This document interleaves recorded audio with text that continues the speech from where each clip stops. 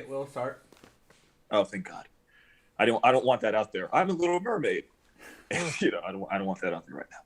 Yeah. I have enough problems. All right. Hold on.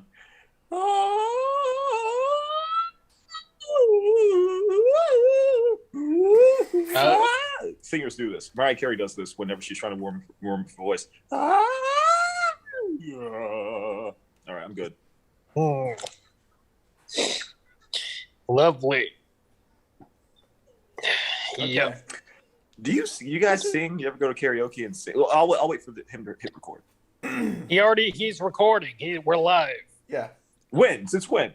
Just like maybe like Before a couple minutes. Your vocal exercise. So yeah. That was a comedy bit that we rehearsed for 2 weeks, and it went well. McHenry wrote it, and I was doing it because McHenry asked me to do it. I would never do that in real life because I'm a real man, and I don't play around. Yeah. Nice. Anyway, It's called optimism. Oh goodness! You guys ever do karaoke? You guys sing at all?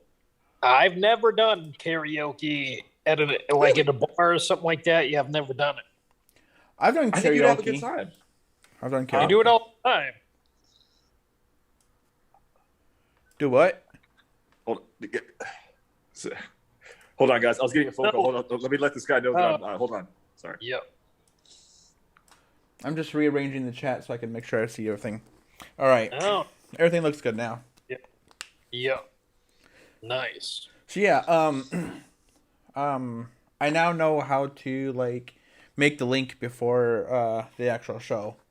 So Well, I like promoting it because I'll know what we talked about, and so I can tell people, hey, we talked about that. yep. Give me a sec. Yep. Okay. Okay. He had somebody was at his door or something. I had to close my sliding door because dogs obnoxiously barking. Oh, okay. What kind of dog do you have, Xander? Not my dogs, are my mom's dogs, and hell if I know. Oh. Yeah, I'm more of a cat person myself. I like dogs, but I haven't had a dog in like 20 years. So I like lizards, and then like the only furry animal I would like to have is like a little orange fox thing that has like those big ears and everything. yeah, those are cool. Yeah. I remember I had a couple of guinea pigs, and when I went down to the pet store, I was with my brother, and I would just early on in my life, I would always do things to make people laugh and sometimes embarrass them, and like I would make myself like the target. I wouldn't like make fun of them necessarily, but like I was there, and I was like, and the lady who works for it was I'm not gonna say the name of the place, but it was a major like pet franchise. If that. If anybody knows about that, it's a pretty popular pet franchise nationwide. And she approaches me and goes, "Hi, how can I help you?" And I go, "Do you guys have gerbils?" And she goes, and my brother just goes, he just starts laughing immediately. And it's more like ashamed. He's just like, "Oh, John," but he's laughing at the same time. I'm just like, "Yeah, you guys have gerbils?" And she's like, "Those are not. We're not allowed." I'm just like, "Yeah, because I heard a couple stories about Hollywood people, and I heard gerbils are actually very fun to play with." And if you could direct me to a place that had gerbils, and my brother's just like, he's literally trying not to just like walk out of that place right now. You know what I mean? And I said, "I'm joking, honey. Can I just get some guinea pigs?" And she was like, "Yeah, sure." I just heard that story. I literally just heard that story on Joe Rogan's podcast. Not your story, Really? but Richard Gere. You know how Richard Gere, the story with him and the journal. Like, Yeah, according to him, he heard that the Scientology actually made up that rumor because he left Scientology and they wanted to destroy his career. Oh, because I heard he's a Buddhist. Well, I mean, that's what I heard. All I can tell you is that according to him, he be in Scientology and they tried to destroy his career with the gerbil rumor. Oh, well, that's interesting. I don't know how true that rumor is. All rumors come from someplace. We don't know. Some people just make things up. Some people take something that happened and then they exaggerate it. He might have bought a gerbil and somebody might have just said he was doing that. But like, yeah, there is still a stigma of men doing that, where they'll, yeah, it's a real thing. I'm not saying Richard Gere did it, but like, there's that was a real thing when I was growing up in the '90s. You had to hear stories about that. Do you think that would be beneficial for somebody's career now? Like, because it would get everybody talking about you. Like, you'd all constantly be the butt of the joke, but at least it'd get publicity, Yeah, no pun intended. Yeah, I think that's a good. McHenry always asks the good questions, man. He will put you on your heels. Oh. I think in this current culture, I don't think that somebody doing that would be that big of a deal. I think that he would have a community that protected him. Yeah. I think so. It's a different age. 30 years ago, that would kill you. In any, if you're in Hollywood, if you're an assistant Walmart manager, that would kill you. Because normal people go, "You did what?" Like, and that's free. It's freaky. It's too freaky out. It's too freaky. So I think in the current climate, yes, I think that you could get away with that. And 30 years ago, you couldn't defend yourself. Like, people, once the rumor spread, there'd be nothing you could do about it. Yeah. What do you say? I go to bed with my gerbil at night, and he must have just snuck up in there. I don't know what happened. must have smelled some food and just went in there, and I couldn't get him out. It felt pretty good though. Like what do you say? I would joke for you guys that involves gerbils. So what's the best thing that like basketball players do? I don't know. They gerbil their ball. Oh. I had to say that before I'd forget it. Yeah, nice. Yeah, I think that adds some levity because me and McHenry and you will get into some heavy topics that might make some people go, but So thank you, Xander, because I think you added some levity. It was pretty dark. 2 podcasts ago, we got into like some heavy shit, and like people in my comments, they're like, "Oh, that guy right there." And Quinn, you were talking about, man, I just want to go ahead and serve somebody up, go ahead and knock him out. One of my moderator, he's like, "Damn, that dude's kind of violent." Oh no, I'm not. Okay, if I could defend myself, dude. Okay, I grew up in like a ghetto area. I'm a black dude, and I was like early on, like I was considered like a pretty boy type, so I had every dude trying to test me. Every guy that I came across wanted to fight with me on some level. Even my homeboys sometimes. So like I was in situations a lot where I couldn't get out of them, and I had to fight. I had no choice but to fight, and I had to learn to fight. And I got better as I went on. But I don't go around bullying people and trying to cause problems. Every single situation I've ever been in was somebody disrespecting me and me trying to calmly ask them not to. Like McHenry, remember the guy that you saw a couple weeks ago in the bar? Yeah. The guy you fought, right? Well, yeah, the guy I fought 6 years ago. Yeah. He, that guy was talking trash on Facebook, and then in person I confronted him and I said, "Hey man, just apologize. That's not cool." I was trying to warn him the whole time. He didn't want to listen. I don't know if it was pride or if he thought he could take me, because McHenry, describe this guy to everybody, because you saw him firsthand. He was a large black man, tall, I think muscular, if I remember. Scary. Was he bigger than you? Was he bigger than you? He was like bulkier than you. I don't know how tall he was. I don't remember, but he was bigger. Yeah, in bulk. Yeah. So I always get big guys wanting to test me, and I have to defend myself. So I'm not really a violent person. It's just, and I get mad. I'm more mad at them for making me fight, for making me go to that place, because I'm actually, I'm a strong person. I've attained technical skills in terms of combat over the years. So, but I don't like to use it. You know what I mean? I like to be at peace with everybody, bro. So like, I understand what your moderator's saying, man, but like, I'm a McHenry.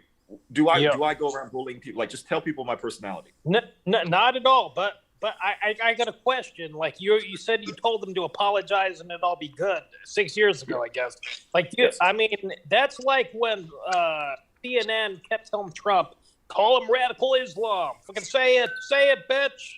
And Trump wouldn't say it. I mean, if he would have said it, CNN would have said, see what we did? We made him our bitch, you know. Do you think it's similar to that? No, I honestly, dude, I didn't call him out in public. Like, this was a one-on-one situation. Like, I wasn't trying to embarrass him in front of everybody else. It was just a one-on-one situation. I felt disrespected. And because he was talking trash on Facebook.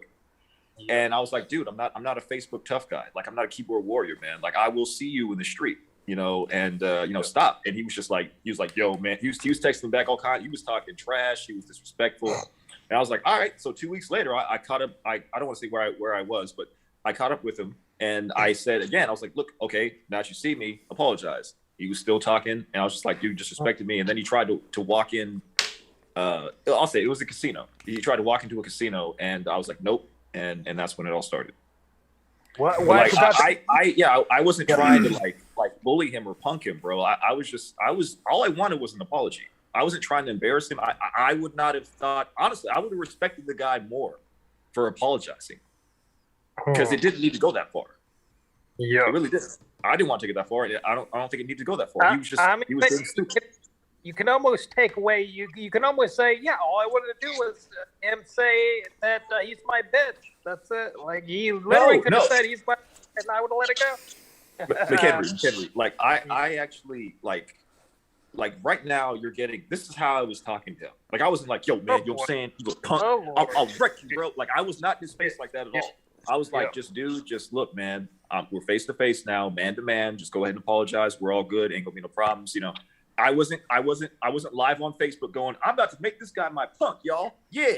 You know, I wasn't doing anything like that.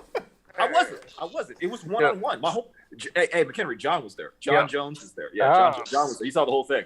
But he wasn't even in it. He stayed about 10 feet back. And then when John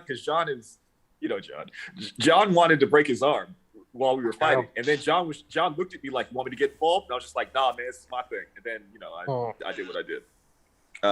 But yeah, John saw the whole thing. So if nobody believes me, we'll bring on John Jones, and John can tell everybody the story. But I'm not a bully. I'm actually a very kind person. I just don't. I take disrespect very seriously because I treat everybody with respect. Yep. I don't disrespect nobody, dude. So it really bothers me when people do it, because first when somebody if somebody steps on my foot, I'll be like, oh, look at them. And if they go, oh, excuse me, I'll be like, okay, fine, no problem. But if somebody steps on my foot and I look at them and they go, yeah, nigga, I stepped on your foot, what you gonna do about it? Like, I'm just like, oh, okay, you're one of those. And then like whatever happens, happens. So like, I go out of my way to be respectful, and I just want everybody to be respectful in return. So like, I wasn't trying to bully him. McHenry, I was not trying to punk him. It was not a Donald Trump CNN situation, dude. It was just me one-on-one. Yeah. Huh? Well, actually, I was going to say that was actually Fox News talking to Obama.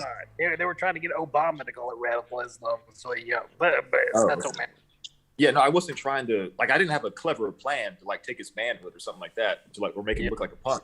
Honestly, I would have respected the guy more now for just apologizing, because it takes more strength to apologize when you're wrong than get beat up. Yeah. You know, like, I don't like beating people up. It didn't need to come to that, but that's what happened.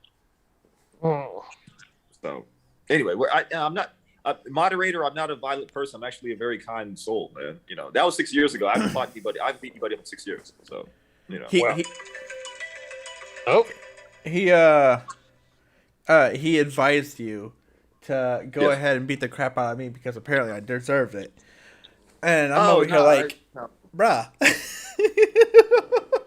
No, Xander's awesome, man. I'm sure that I don't know the moderator, but he sounds like a cool guy too, because he's a friend of Xander, so he has to be cool by association. No, but like, I'm sorry, I won't tell any more fighting stories, because like, I don't want people thinking that about me, because I'm really a nice person. I have history. I have friends that have been locked up. I have friends that were gangsters. I hung out with them. I had friends that carried guns wherever they went. I never carried a gun. I never needed to, but like, so I was around that life, you know what I mean? But I never. All my friends were nice people, believe it or not. Even the drug dealers were nice people. They were just doing it to make a living. Yeah. That's going to sound weird to a lot of people listening to this, whoever's listening. But like, yeah, not every criminal is a bad person. They just have no choice. If you are conditioned to be in a situation, you're making the best of it. And in the hood, it's like you don't have a whole lot of options. You know, it's either you try to get into either you're good at sports or you deal drugs. If you're good at sports, that means that high school is going to take, you're going to be in high school and you're going to get a scholarship to a college. You're going to get out of the ghetto. You're going to make a better life for yourself. But not all my homeboys were good at sports. There's not a lot of opportunities. So like a lot of them just do the gang life. Well, what sport did you excel at? Basketball. Oh, so you had a shot at the NBA or colleges were looking into you? Or? Academically, I didn't care about school. Like I was lazy. Like I was that student that teachers were like, Jonathan, you're smart. What are you doing? Stop it. Do your homework. I'm just like, I'm looking at like I was the kid kind of hanging out, ditching classes and all that. And again, all my friends were certain types of people, so that didn't really help. But yeah, I had colleges looking at me freshman year, and there was a kid named Chuck Hayes. He played for the Houston Rockets. He was the same grade as me. Chuck Hayes, again, he went to the Houston Rockets, but he came down from Kentucky to play at the local city college we have here. I'm not gonna say the name of it. And then he was down, and then the coach knew how good I was, and the coach knew how good he was, and the coach put us against each other. And I outplayed Chuck, but Chuck went to the NBA, and I stayed here. So Chuck was playing for the Houston Rockets, I think, a couple seasons, and he was a good, nice guy, and a good basketball player. He's retired now. We're the same age, but yeah, I was better than him, so I was good enough to play in the NBA. Yeah. Well, what does he do now? Do you know? I think he has a rec center somewhere locally, and he just helps kids because he's a ridiculously nice guy, Yeah. So I think he works with kids and he helps them. That's what I heard. I haven't talked to the guy in 20 years, but yeah, I think we're friends on Facebook. So yeah, at McHenry Dancer, I was good enough to play in the NBA because I beat him, and he was in the NBA. Yeah, you could have been a retired millionaire right now. Yeah, trust me, dude. I made a lot of bad choices in my life. I could have been I could have been on the same show as Kevin Hart and Cat Williams about 14 years ago if I would not have gotten to an argument with the producer of the show.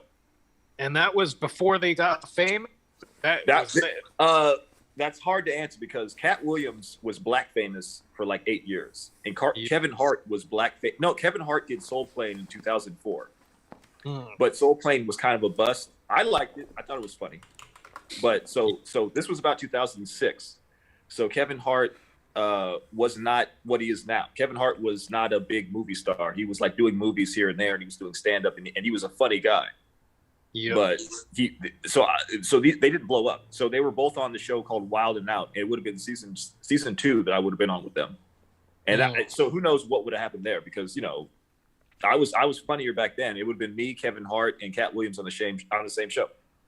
But me and the producer had an issue, and I was supposed to be on the show Your Mama with Will Valderrama, and you would be doing buddy pictures with The Rock right now if you didn't mess up that opportunity. You'd side by side with The Rock, both shaved heads. I don't know, man. I think I would have to gain about 30 pounds of muscle just to compete with The Rock because The Rock's huge, bro. A lot of people don't understand, but The Rock is. A lot of those Hollywood actors, like Tom Cruise is actually probably 5'2" in real life. He looks like a regular guy in the street, just an average guy, So he's not really a tough guy. The Rock is literally 6'2" and probably about 240 pounds of muscle. I don't know that one dude. He's pretty short and he seems pretty scrawny. When he did what was it? Jumanji, back to the forest or something. The Rock? Yeah, the second Jumanji movie. He might have lost weight. No, not Rock, but that other guy, the black guy. Oh, Kevin Hart? Yeah. He looked pretty scrawny and short compared to The Rock. Kevin Hart in real life is about 5'2", and he's buff. He's actually pretty buff, but he's in real life he's 5'2". So yeah, you're right. He is very short in real life. But a lot of those Hollywood actors, they make them look taller than they are. Even Tom Cruise would actually make tall actresses wear lifts. Or I'm sorry, he would wear lifts around taller actresses.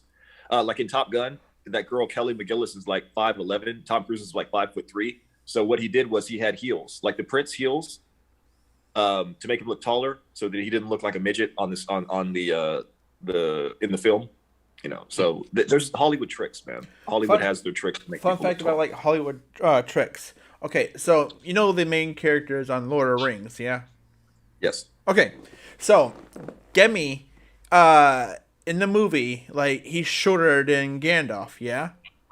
Right, right, But right, in real life, the person that played Gandalf is actually shorter than the person that played Gemi. right. Well, isn't Gammy a hobbit? No, Gemi is a dwarf. So who's a hobbit? Who There, were the hobbits? So it was hobbits, dwarfs, and a there wizard. was hobbits, dwarfs, men, and elves. Okay, how tall are elves? They're like, I want to say their average is like 6'3". So elves are tall. Then I thought elves were short. No, it goes like elves, men, dwarfs, and then hobbits. Oh, okay. Full disclosure. I saw parts of Lord of the Rings. I didn't see all of it, so I don't know much about it. So anybody that's like making fun of me right now, dude, I don't know the story. I know how it ends, but that's about it. I don't know. Apparently, all they had to do was get an eagle and fly, whatever the main hobbits to some destination and fly them back. Legit, that's all. For Like 8 hours. Gandalf could have been like, "Hey, let me be a good, protector of the peace." And like, "Yo, I got an eagle friend. You bet. You want to go? Hey, taxi? Yeah." Right. That's what I heard. The whole movie could have been summed up in 10 minutes, but whatever. Right. So I don't know much. And there's probably going to be a guy out there who's going to blast me on my YouTube page for making that comment. Because I understand Lord of the Rings has a huge fan base. I'm not disrespecting anybody. I'm just saying that, like, yeah, there was a huge loophole. If you go back, it could have been you could have cut out 9 hours. They could have saved Sam and Frodo from being alone in the darkest area. Did something happen to them? No, it's okay. In most of the fan base for Lord of the Rings, they always make a joke how like Frodo and Sam were alone in a dark area, doing things, but they never did anything sexual to each other. It's just that whole joke of them going alone in the mountains and in the darkest area, and never heard of that joke. No. Are Yeah. hobbits gay or straight, or doesn't matter? What? Are hobbits gay or straight, or doesn't They're matter? straight. They're straight. Okay. My moderator is like, here comes the nerd shit, but he's actually true about that. So the only race out of those four, that are close to homosexuality are the dwarves, because most of the time, and they say this in the movie, most of the time they mistake the females for the males.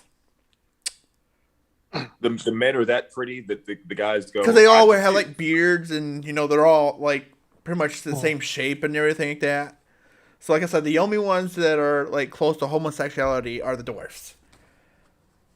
Because of how good looking the dwarves are. Other dwarves go, is that a I woman wouldn't or a say man? good looking, but It's dark. I got a bone. All right. Well, both genders look alike, like so that both a man and a woman would both have beards, so you wouldn't really become a Wait, part. the women have beards? The female dwarves have beards? Yeah. Xander, is that true? Xander, is that true? Yes, it's true. That's why I Wait, said okay, like, okay, whoa, okay. Now this is naivety talking because I didn't see the whole series. I just saw bits and pieces. But I remember Liv Tyler being like a dwarf or an elf or something. What was she? Remember Liv Tyler? The famous actress, Steve Tyler's daughter. She's an attractive woman, and she was in the movie. And I believe she had the ears, which would tell me she's an elf, right? yeah, the only ones that have pointy ears are hobbits and elves. Okay, so she's there, but yet the hobbits are like, you know what? I want that Richard Gere looking elf over there.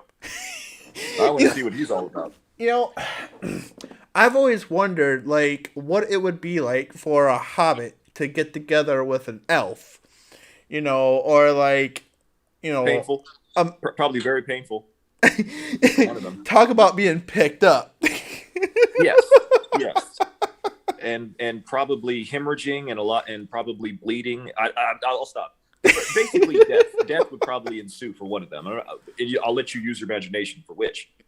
But Yeah, it's like me going with a little person. It's not gonna go. It's not gonna look good at all. Not at all. And somebody's probably gonna call 911 halfway through, and rightfully so. Or in that case, call the Eagles. Yeah, there's gonna be a 20-foot eagle that just comes down and swoops up the little person to save it from me. And I'm like, I wasn't done yet. Call the Eagles and that have like dwarfs on there with like Elrond leaning away. Yeah. All right. Yeah, I think your moderator's right. We got to get out of this area. Let's talk. Okay. So Sander, what music do you listen to? Like, what are you vibing on right now? I have like 495 songs. They're kind of a mixture of different genres. So I don't know which one. I haven't really fully looked through my genres to see which genres are popular on my list. But I guess I could say like my favorite genre on my list is like dubstep type or parody of something. So you like Weird Al Yankovic? You like his stuff? Yeah, I got a few Weird Al's on my list. Yeah, dude, everybody hated on Weird Al, dudes. That Amish Paradise thing is hilarious. He spoofed Coolio's Gangster's Paradise, called it Amish Paradise. Yeah, it's funny. It's one of the funniest things I've ever seen in my entire life. McHenry, same question. Who are you vibing? Because me and McHenry were hanging out last Wednesday, and he was talking to me about Judas Priest. I don't know. I don't listen to them. So yeah, no, but you mentioned some band. It was right. like something Priest or something like that. I'm not like sure. The Sex Pistols or something. It was one of those bands that's kind of famous. That I knew about them, but I don't know them. Well, I've been listening to like Saliva. You know, yeah, you probably never heard of them. They're older, like older stuff. And there's like from the 2000s. I've been listening to that. What's their name? Saliva. Saliva? Saliva, like saliva in your mouth. That's the name of their band. Saliva. Yeah, you're right. I haven't heard of them. Are they underground? Have you ever heard of that song? Click, click, boom. Oh yeah, I know that one. That's by Saliva? Yeah, I think so. I believe so. Okay. Yeah. Very nice. My music is it spans generations, like different genres too. Like I listen to Queen, I listen to hip hop, I listen to I've been not the last week I was listening to Queen and Wu-Tang. If that tells you about my diversity in taste in music. Queen. Yeah. Like I think Queen is one of the greatest bands of all time, dude. Freddie Mercury was a genius, and I love Wu-Tang. You know, it's like that's what I've been fluctuating with. I've been fluctuating off of the Wu-Tang, the first album, the Enter the 36 Chambers, and then Queen's Greatest Hits, and then that's what I fluctuate between. Then blues and jazz and hip hop and rock, and so I'm all over the place. You can't really put a finger on me. The two recent songs I added to my playlist. One of them is "Bring Me the Horizon, Follow You." I've been trying to learn the lyrics for that one fully. And then there's this. Oh, three of them actually. There's this other one called "Zombie." I have to check the artist by that. And then this other one is "She's a Kerosene." And I'll check the artist to that one too. But my mom, she suggested like I listen to like "She's a Kerosene," and she's like, the reason I suggest it to you is she's like because it reminds her of like all the exes I've had and everything like that, and how like events had like came about because of that. So I'll send those three songs, title and artist, to you guys in a group later on. But okay, yes, Devin, I'm a 3-6 Mafia fan. I have like 3 or 4, 5 songs of 3-6 Mafia in my playlist. Nice. I love that Pop in My Collar one was my jam for like I couldn't stop I would play that over and over again like all day long. It was my joint. understand it. Were you wearing a popped collar at the time? When I was listening to that, I would pop my collar. You know what popping your collar is, right?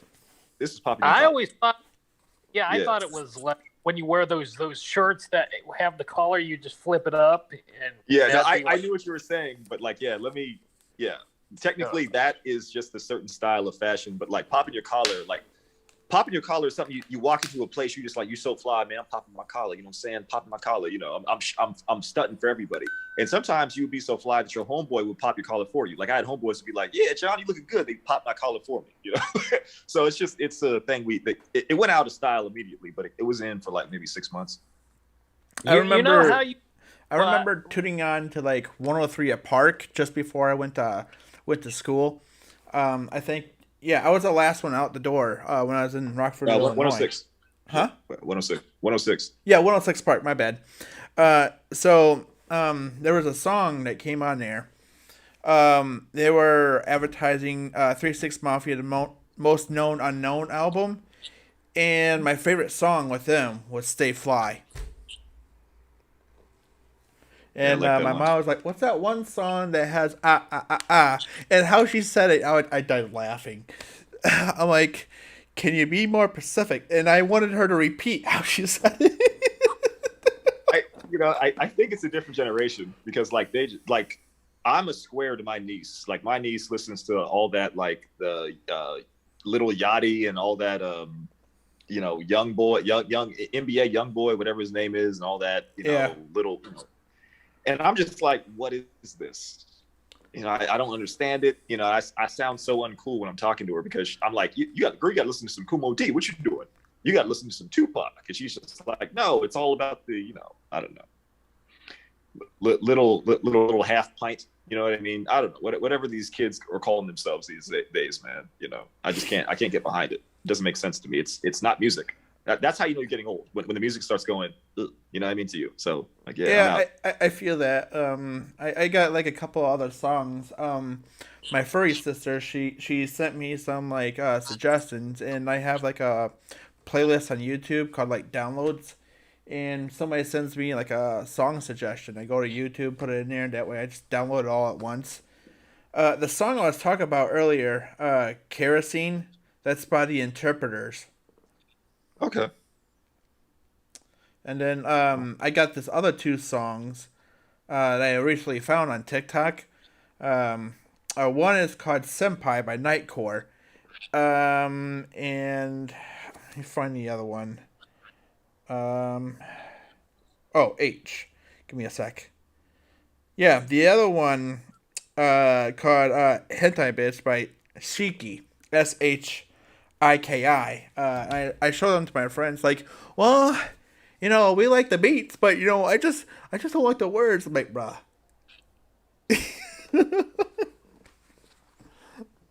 Nice. What is a song? Full disclosure. What is a song both you guys like?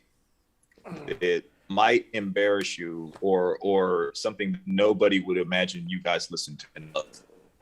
Just if you want me to go first, I'll go first. But what's a song that people might go, you like that song? I like the song "Drowning" by the Backstreet Boys. Every time I breathe to let you in, and my heart beats again, baby, I can't help it, keep drowning in your love. Yeah. Nice. Let me find the name of this song. I've never heard that. Because I can't think of the name of the song. It's by the Backstreet Boys. I Want It That Way. I think that's it. That was like the biggest hit, I think. Yeah. It's dude. Look, the Backstreet Boys got hated on. So did NSYNC. But secretly, I think a lot more guys liked the Backstreet Boys and NSYNC than was knowledgeable, because they were not.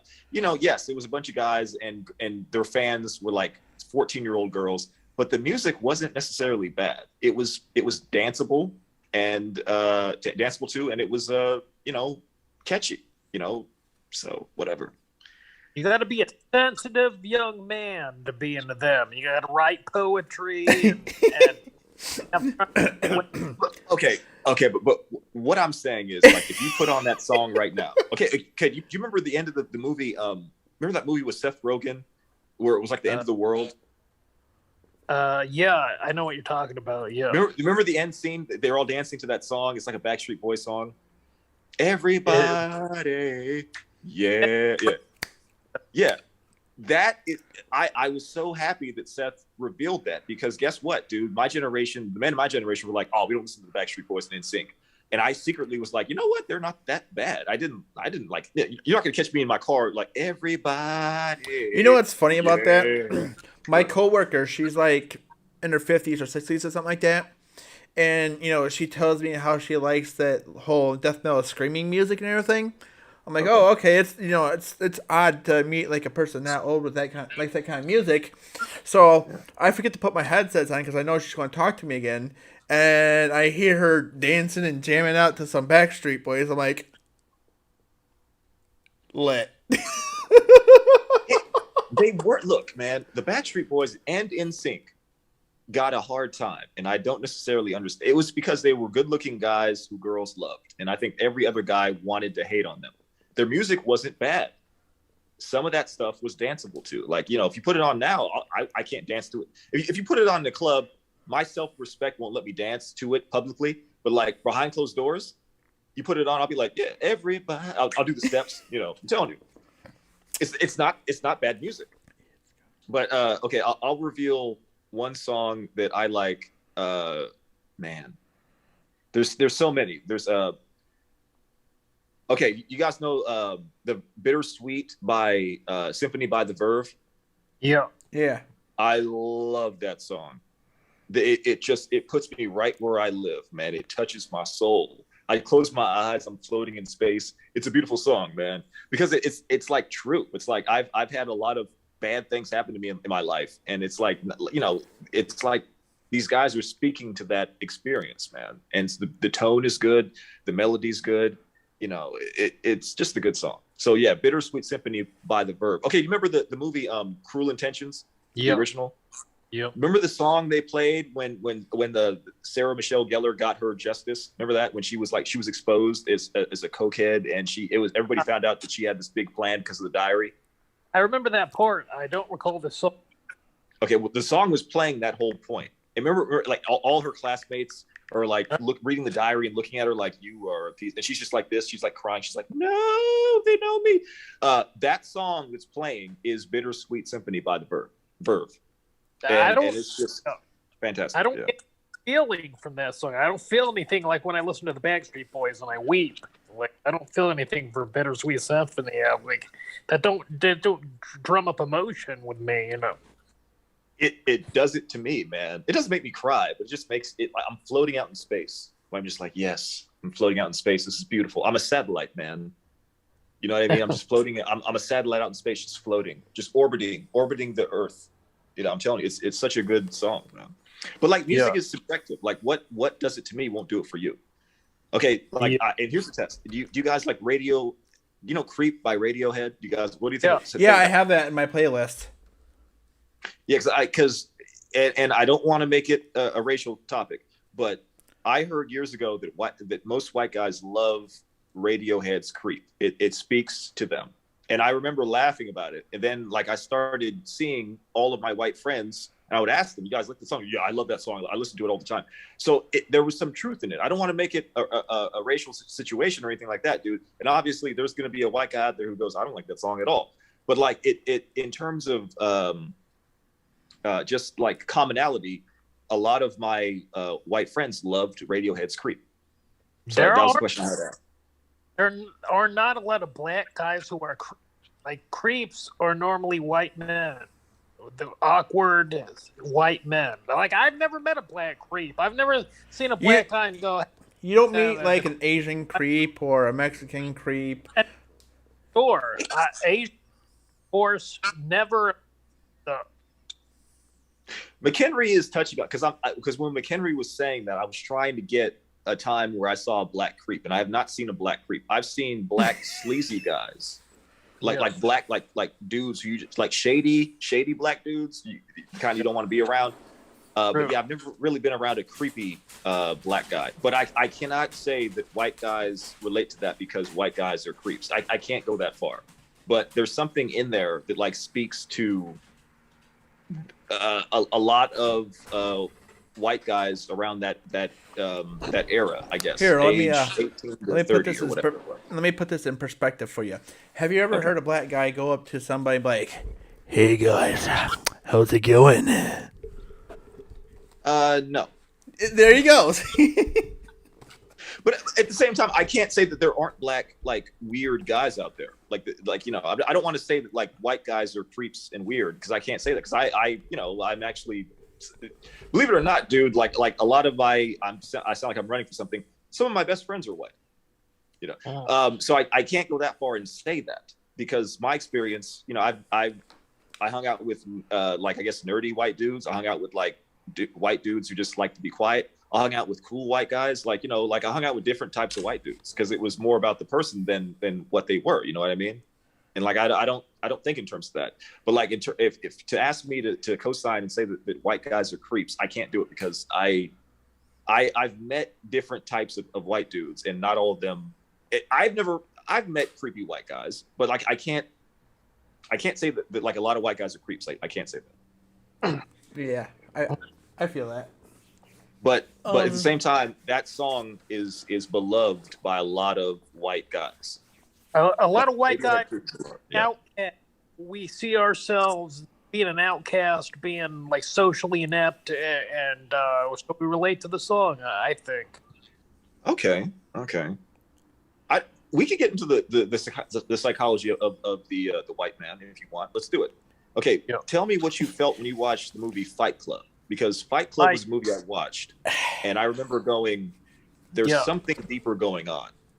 You know what I mean? It's Jack wanted to be ripped like him. I wanted to be Brad Pitt in that movie. That's really the only thing I took from seeing the movie. See, I couldn't get into like Fight Club because I thought like Fight Club was like American History X, like both like set on like bad time and like history past and everything. And I'm just like, you know, I got like 5 minutes into Fight Club. I'm like, click. Okay, so you never saw the whole thing then, Sandra? No, I stopped at like 5 minutes of it and I done. Bro, it's a roller coaster of a movie. Okay, it's a good story. Like I encourage you to watch it, man. But like I remember watching it and I like to analyze the writing, the directing, the every single aspect of the film. I like to break it down just for my own personal need. And I remember watching it and it was like okay, the guy was living his life. He was bored. He was miserable. He considered himself to be a loser. So what he did was he created this cool alter ego, Tyler Durden. Tyler Durden was an alpha male. He was in charge. He was cool. He spoke his mind. He was everything that Ed Norton's character, I can't remember the name of the character, was not. And then he hallucinated all of this. So it was like a movie where the guy was trying to create a better version of himself. He was unhappy with himself and he wanted to be a better version of himself.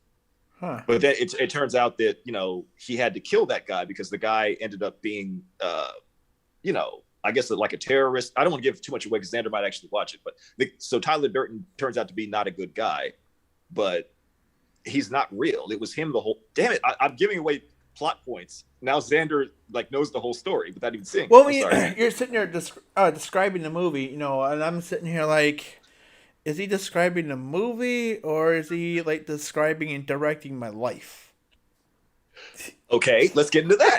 So Xander, you got to watch it because you will identify with this character. If what I just said is something that you connect with, because the movie it's a roller coaster. It's a good story. The characters are good. The acting's good. I love Ed Norton as an actor. I love Brad Pitt as an actor. They're fantastic. You know, I've seen Fight Club probably 3 or 4 times. It's bigger than just a movie about guys who meet and fight and don't talk about it. It's so much bigger than that. Anybody that tries to act like that's the inaccurate synopsis, yeah, it's just a bunch of guys getting together and fighting. It's, you know, you're missing the whole point. There's a deeper meaning and significance in that film. You know. All right, yeah, I'll definitely recheck it out. My sister, she just told me that like that song I mentioned earlier, "Zombie" by Bad Wolves. Bad Wolf. She Okay, wanted me to I've heard put of that that. out there. Yeah, I've heard of that band. But yeah, Okay. I definitely check out check out like Fight Club and give it like a second chance. Yeah. McHenry, who would your alter ego be?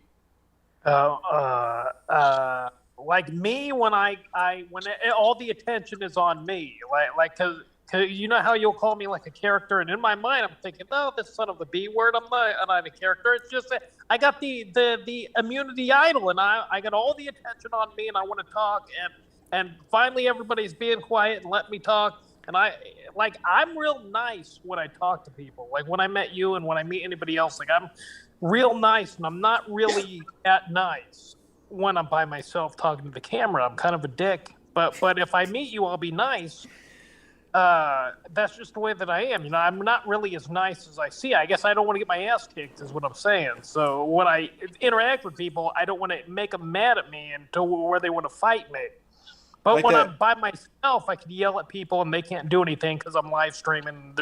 I mean, what are they going to do to me at that point? You know. Okay, so Like that you're in. I'm sorry, Xander. What? I was gonna say, like that TikTok video you made where it's like, listen, my grandfather gave me a bit of advice. I hope that helps Yeah, somebody. no, I don't Yeah, really. that's Well, you know, I don't know. I don't fart that much I'm never around anybody. First of all, so I really don't know how I act a whole lot because I'm always alone. So, but I never really fart in front of people. I mean, that's something I just started doing, like farting in front of people. You know. so your kindness in person is all based on the fact that you don't want to piss anybody off and get punched in the face. I wouldn't say that, but I would say like I'm going to let this person talk. I'm going to let them get their thoughts out. I'm not going to interject. It's not that important that I express my personality, but that's what I can do on video. Like, or there's no audience for it, so I do it. Like, why put that much effort into something that's not going to be seen by anybody? Like, and because I'm not used to socializing. I have never really socialized a lot in my whole life, you know. Well, okay. Here's the thing. I met McHenry for the first time. He was absolutely nice.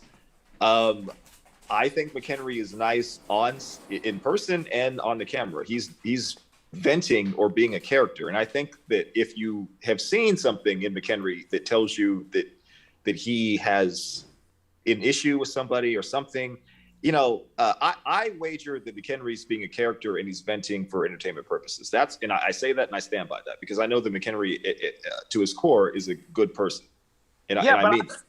Yeah, but I don't feel like I'm being a character. Like if I'm talking a lot extensively, just like this, like on a video, to me, that is the real me.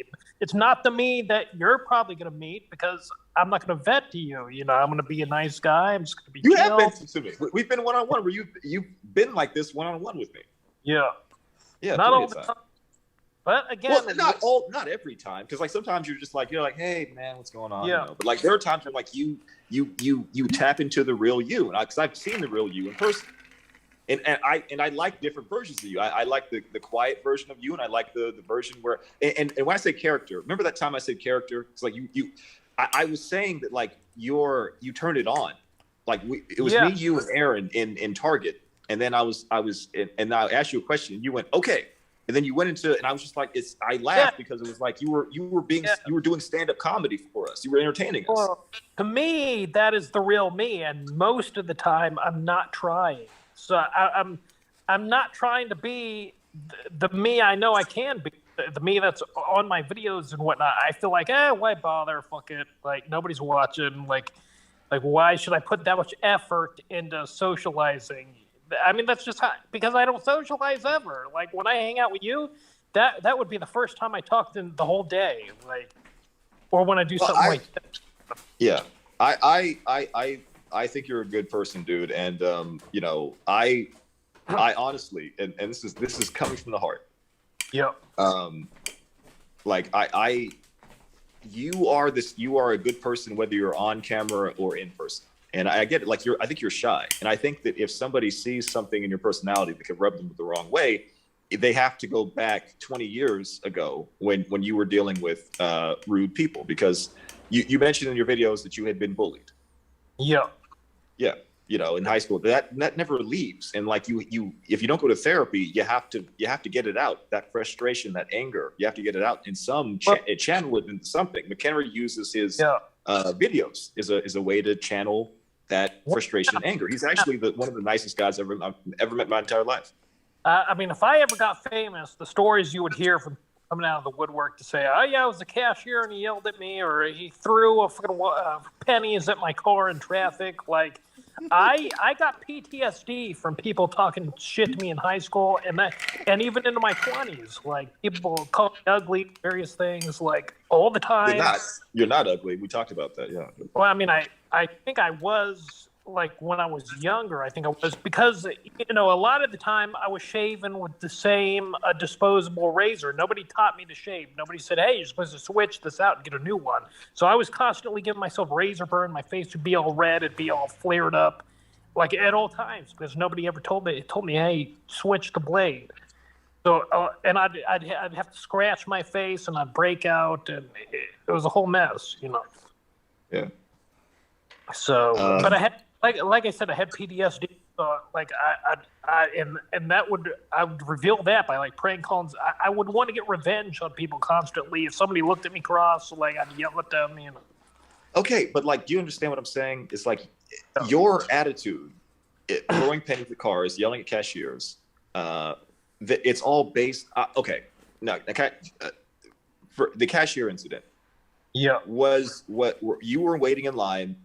And did the lady say, "Hello, sir, how may I help you?" You just went, you just went off on her. Like, or was there an incident? Where she disrespected you?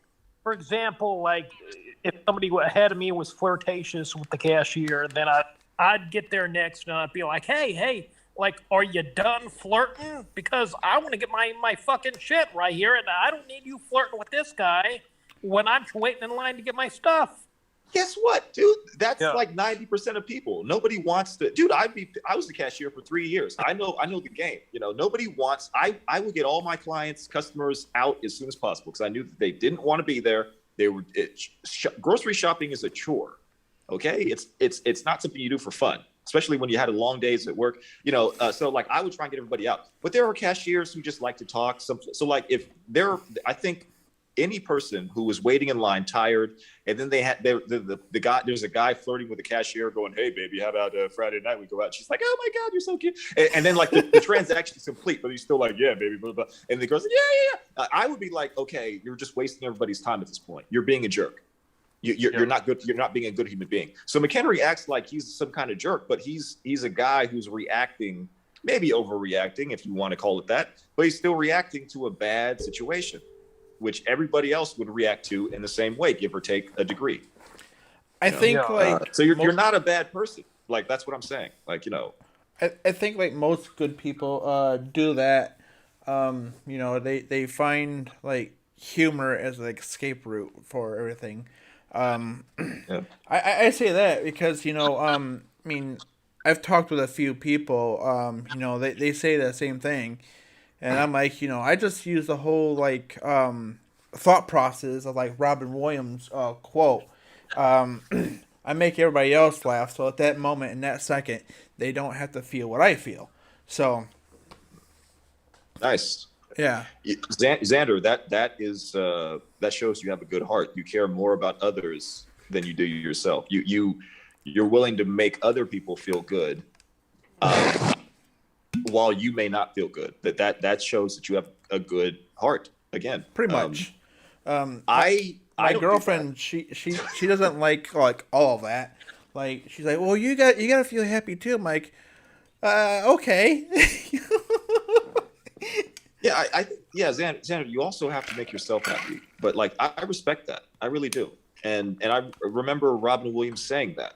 Yeah, because a lot of comedians they feel so down that making other people feel good and happy gives them some kind of joy, whether it be that they were able to do that and they have some worth or value in this life, or they just like seeing people have a good time. For me, it's an achievement.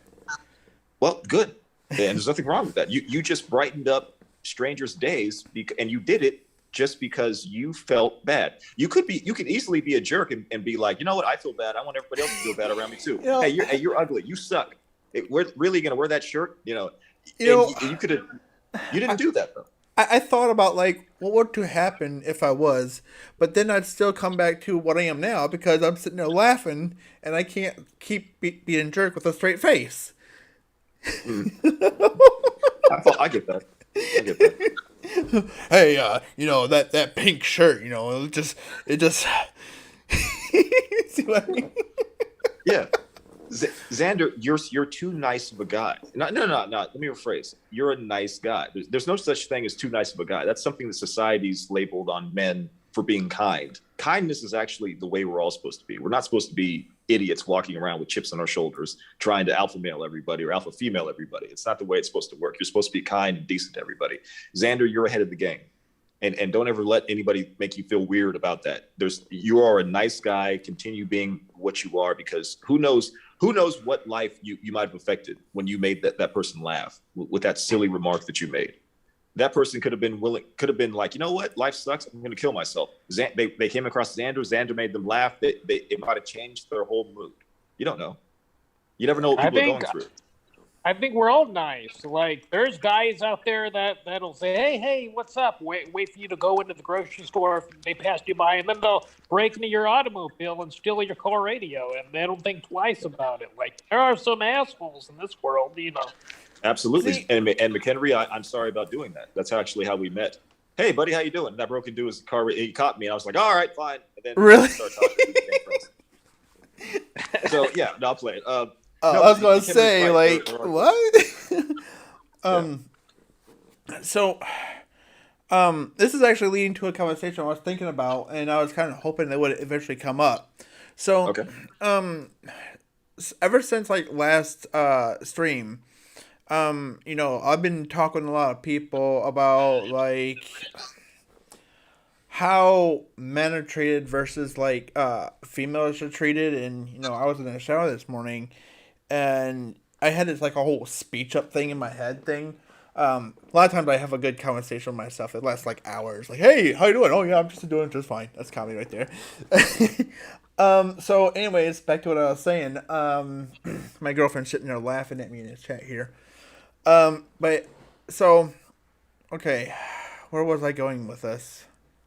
Men and women are treated. Oh, okay. So you have a nice guy that comes up to, like, this lady there. She posted online how you looking and everything like that.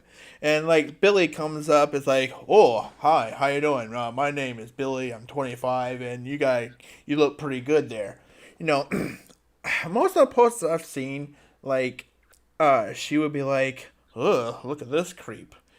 Like I said, I was talking to myself, I was thinking, it's because of events like that turn, like, good people into complete dicks. Like, yeah. And I've seen people who are nice to people, and they just get tired of getting pushed aside because they're trying to be nice and supportive. Not trying to get in their pants, but just like being nice and supportive to said females, and they just keep, judging them on a negative float, and then they just become straight dicks because they're tired of getting pushed around. Yeah. Xander, again, it's the nice, there's no such thing as being too nice of a guy. And I hear that phrase used a lot, and it's used in like a complimentary / negative way. We're supposed to be kind to each other. We're not supposed to be jerks to each other. And a lot of women have been conditioned to really like the bad boy, the rebellious guy. The bad boy, the rebellious guy is ultimately, he's not a good person. He's a jerk. So a lot of women will overlook the nice gentleman, and go for the guy who, just wants their money and has sex with them and leaves. You know what I mean? Cheats on them all the time. All kinds of bad stuff. Mm-hmm. And when they're treated properly by a guy who likes them or cares about them or even loves them, they go, oh my God, what a punk. I miss Ray. Ray used to have a motorcycle, and Ray would just have sex with me and leave.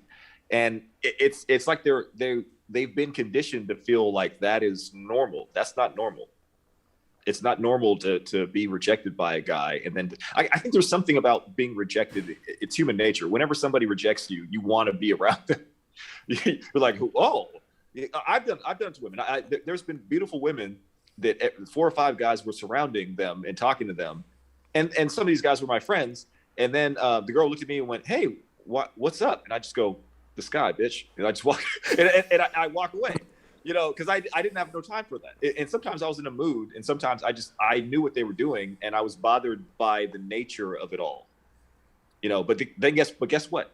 That girl rejected those 4 guys, and then was all up on me. She was jocking me because I didn't treat her the same way they did. With the, oh, you're so beautiful. Oh, I love your phone. You're so awesome. That story's hilarious. I was just like, I don't want to talk to you. And she wanted me. That's, there's something about being rejected that makes us want to be around that person that rejected us or mistreated us or even abused us. It's insane. And women have it more than anybody else, I think, because if a woman dogs me out, if she's really hot, I'll still want her for physical reasons. But like, I'm not going to be turned on by that. But like, women are turned. There could be a guy who's not really attracted to a woman, but then when she's around him, he doesn't treat her as if she's the most beautiful thing in the world, and she's like, oh, well, what's he got going on? Where he doesn't need to compliment me all the time. I got to find out more about this guy. Right. And suddenly you have a beautiful woman who could have any guy she wants, and she's dating a guy who normally doesn't get hot women because he just didn't fall for that trap. So I've got 2 things to input into that. One, so I know this girl, she always comes to me with all her problems and everything like that. I met her on Minecraft, and she's like 20 now.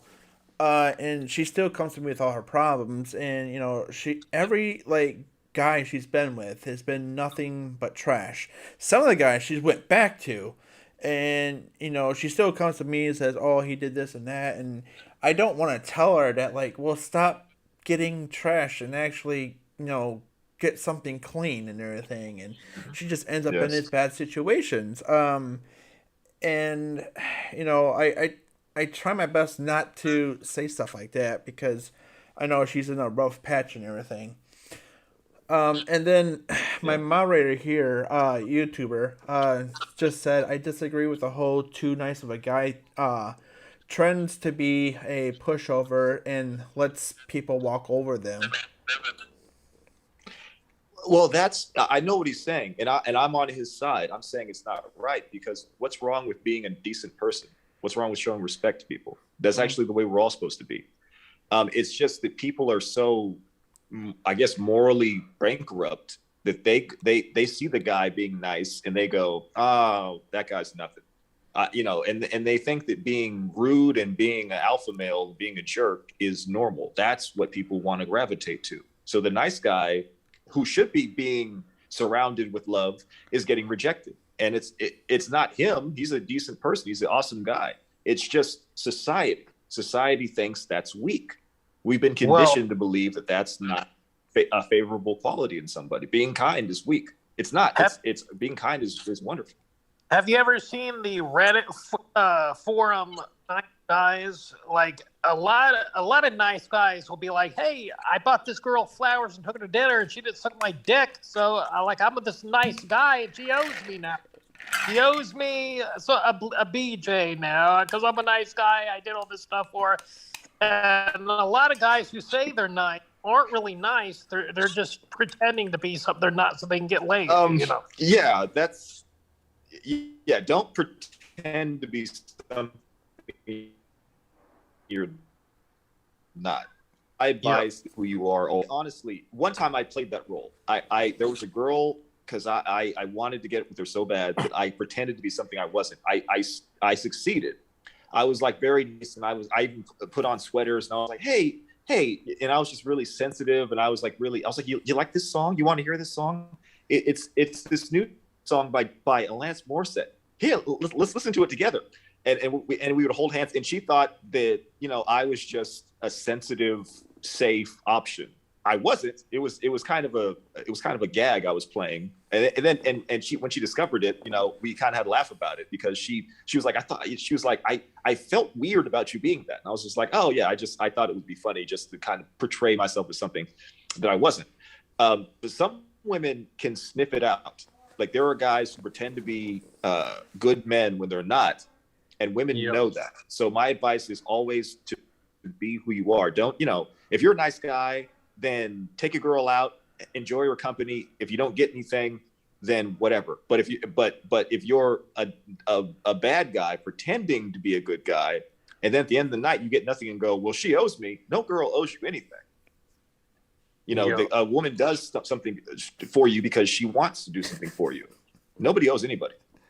That's the bottom line. You're the one who took her out. You're the one who paid for everything. She didn't put a gun to your head and tell you to do all that. You were doing that because you thought that she was going to do something for you. It's called and maybe you messed up somewhere along the way. She might have been willing to do it, but she caught on the fact that you were not being true to yourself. Because nothing's worse than a phony person. And you might think you'll get away with it for a while, but eventually people will figure you out and they won't want anything to do with you. So just be yourself all the time. It's called either getting catfished or being a simp. A simp is. I know we went over this like last week. Yeah. But I've been trying to fully figure out the difference. What's the line between catfish and simp, and how are they not similar? Well, I thought catfish was when you're pretending to be something you're not. Like, you're pretending to be, like where you create a bogus profile and you message people and they get feelings for you, and then they realize that you're not the real person. It's a different person. I thought, isn't that catfish? That's how I get mixed up with simp, because okay, let's say Christine made a fake profile. No, let's say Joe made a fake profile and called it Christine and puts up a bunch of good pictures, and then here comes Billy over here, starts liking all on the pictures and giving Joe all the support and everything like that, and then one day Joe shows up at Billy's door, is like, hey, see, I just have a hard feeling not putting catfish and simp in hand thing. I was told that catfish hurts people, simp does it, but at the same time you develop feelings because you simp for that person so long, and that hurts mentally. Okay, I'm gonna give my take on it. McHenry, what's your take first? I want to hear your take on it. Catfish versus simp. I thought a catfish is like a fat girl who is get pictures on a profile and sucking you in. You're thinking you're gonna get with the model, and then there's the fat girl and she catfished you. And the simp is some guy who's kissing this girl's ass because he thinks he's gonna get laid, and so he's doing everything for her. He's complimenting her. He's buying her things, giving her money, and the whole time thinking he's going to get laid and doesn't. And he's just somebody she. Well, I don't want to put set genders. I mean, both genders can do both things to both sides. So yeah, true. It's all fair. Yeah. All fair in it. Yeah, both you guys are right, because a catfish is somebody who's playing you. They're hustling you for whatever gain, financial or whatever, or just to laugh about it later on. A simp is somebody who is willing to do anything for a woman, even surrender their own masculinity, their own manhood, who they are as a person. Remember that? What? Remember that comedian who was on those couple of comedians that were on your post that you deleted? They were defending women coming at you for your post. They're simps. They're simps. Yes, they absolutely were, and they were so phony, because I knew each and every one of those guys. I posted something on Facebook about how men who gossip are like women, and it got a few likes. 16 likes, you know what I mean? And then the next day, one of my Facebook female friends was like, that's offensive. And she was trying to explain why. I was like, oh, okay. I was like, I didn't mean like that. And then this comedian from the Bay Area chimes in, and he's just like, you can't do that. That's misogynistic, this, that, and the other. And I'm just like, I'm like, that's not at all what I was trying to say. And then he was like, yeah, he kept coming back with you're a sexist, you're yeah, blah blah blah. You can't talk like that. You're a dinosaur. You're a caveman. And I'm just, after a while, I'm starting to be entertained by this guy. And all I'm saying is, I never said that. And then after a while, he realized that I didn't say that, and that he was gleaning something out of a post that wasn't really there. You can glean anything you want to sometimes. Like McHenry can post something, and I could take a word and extrapolate my own idea based on that word. Even though McHenry didn't mean it to be a certain way, I can take it a certain way. It's all perception. But this guy was trying to villainize me before everybody on Facebook, and he was doing it for the benefit of, I guess, any girls that would have saw it, and then any comedians that would have saw it. And because they were, it was like 2 or 3, and some of those guys I used to work with. And it was really irritating because I knew things about those guys, and I was like, you guys are surrendering to this whole cancel thing, so that really bothered me. And I went on stage and I mentioned it. But yeah, you know, it's frustrating that guy wasn't really simping. He was trying to. There's something about people right now where everybody wants to attack somebody and try to make them a bad person so that they can be good. And then they call him out and say, see that guy, he's a bad person. But I called him out, everybody. You guys see me? I was the one who called him out. That bad behavior, it was me. See me? It's all about me. Look at me. It's that. It's not really, he wasn't simping to get the girls on his side necessarily, because the guy had a girlfriend and blah, blah, blah, you know. And the comment wasn't even near the females. One female got offended by it. But the majority were men sticking up for females that weren't offended by it. And these guys, I knew these guys. These guys, I know personal details about these guys, embarrassing things that would indicate that they don't care about women at all, dude. And I wasn't even trying to target women or attack women, but they were defending women who didn't need to be defended, but they were defending them not for the purposes of getting sex.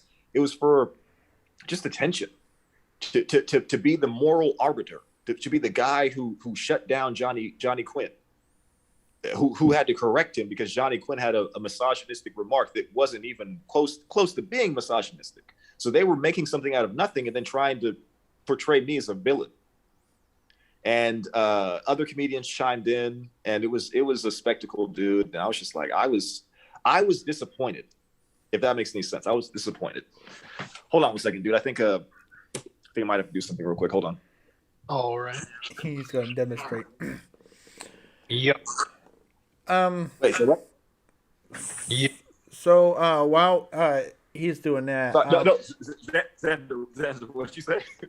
I said I think you were going to demonstrate something, but I was going to give my. It's just, you know, McHenry knows, dude. Like in my neighborhood, dude, it's like.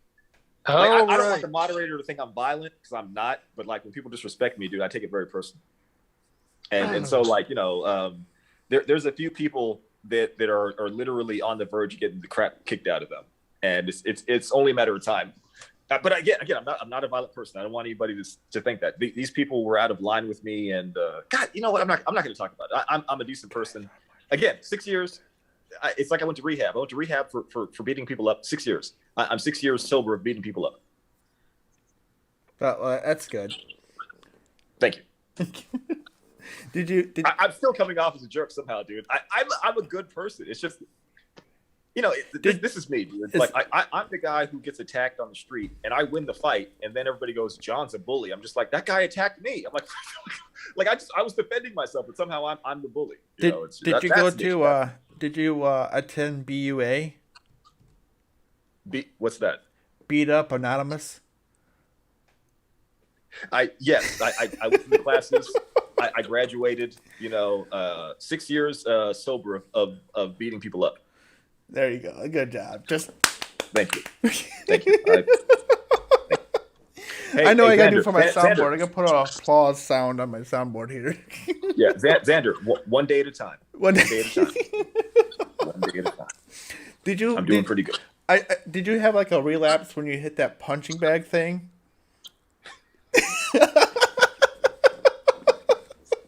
Yeah, that was a relapse. I had a flashback, and then I had to call my sponsor, and we talked for hours. You know, Is that why? That might have triggered something? Yeah. Is that why you re-released that video, but instead of punching it, you slapped it? Yeah, that was well, that was I was trying to do a comedy slapstick bit, Yeah. and then I got mad because some of the people were like, "You couldn't hit it harder than that." It was obvious I wasn't trying to hit it. I slapped the thing. If anybody that has eyes could see that I wasn't being serious. So then I had to post Xander. I had no intention of posting the video where I got like 922.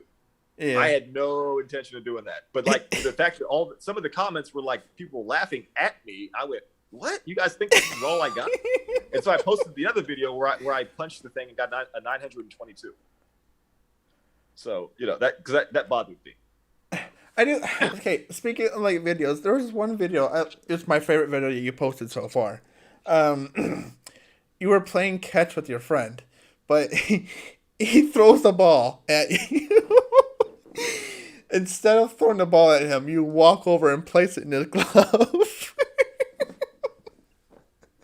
Yeah, that was it's comedy. Yeah, Yes. I took that video down. I took that video down on TikTok, but it's still up on my YouTube page. But yeah, I do things for I like Jerry Lewis, and I'm silly sometimes. I like to do silly things, and that was a silly idea.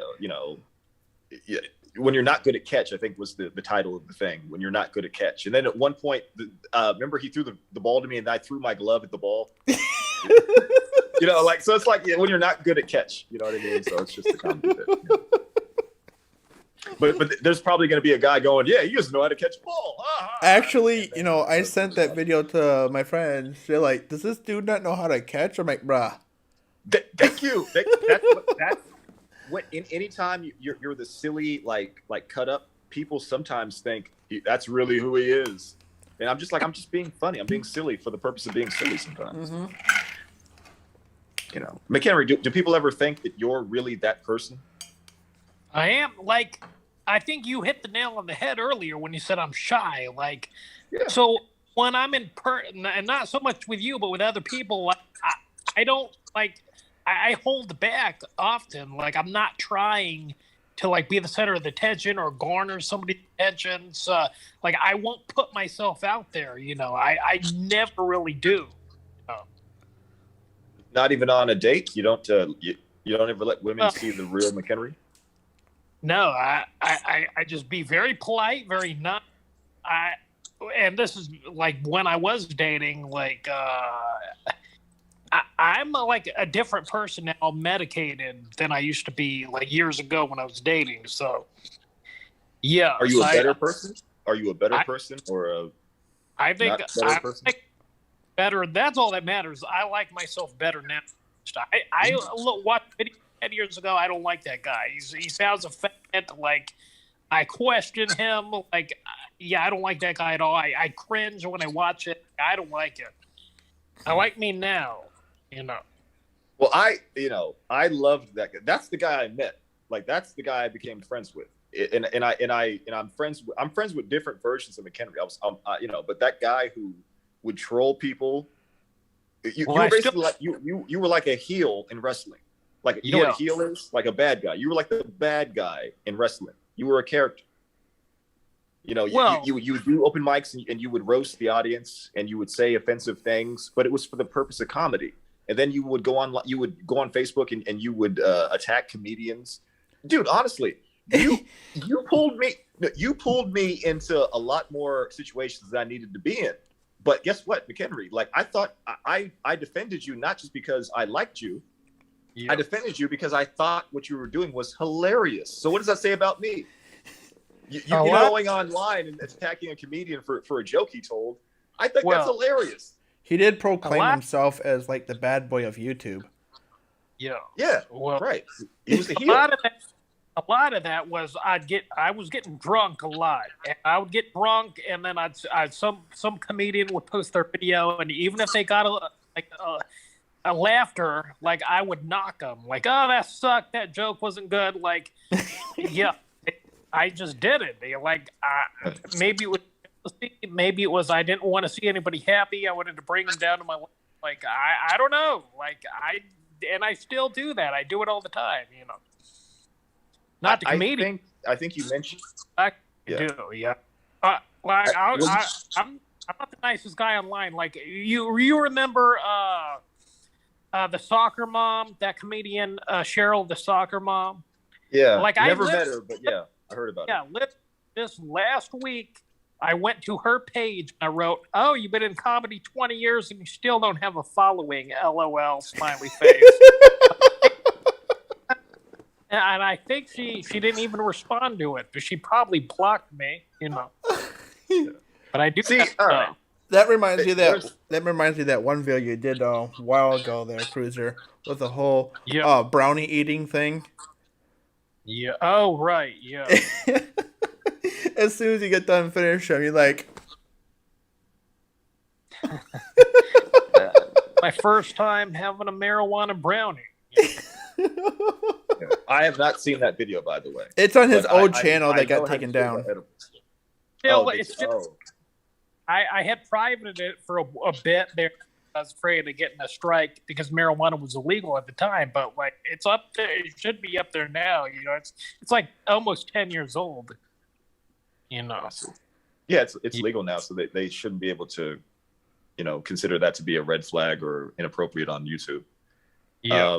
Well, No, but I don't see like how eating a brownie would be appropriate on YouTube, considering the kind of stuff that's on the darker side of YouTube. I know. Well, aren't there videos of people getting their heads cut off on YouTube? I don't watch them, but my And friends sexual usually watch them. content on YouTube, yeah. Yeah, so but God forbid a guy should eat a pot brownie and record it. That's my point. No, all right. So they're selective with their outrage, man.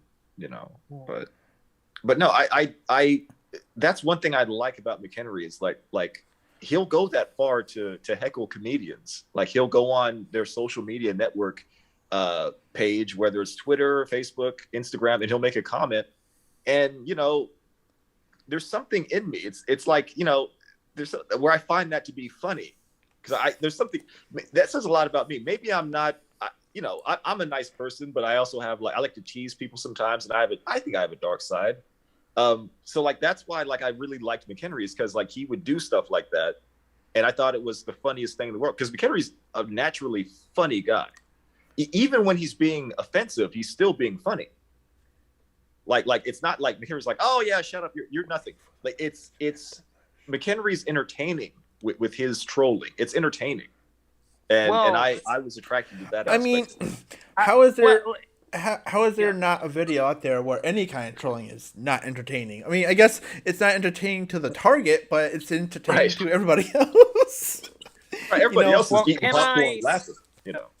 Let me say why I did it first of all, because there's a reason. I didn't go on there for a reason and blast Cheryl the song. I'm like, me and Jimmy and a couple of the local comedians in this area, we had a show at the Fat Cat, which is now not there.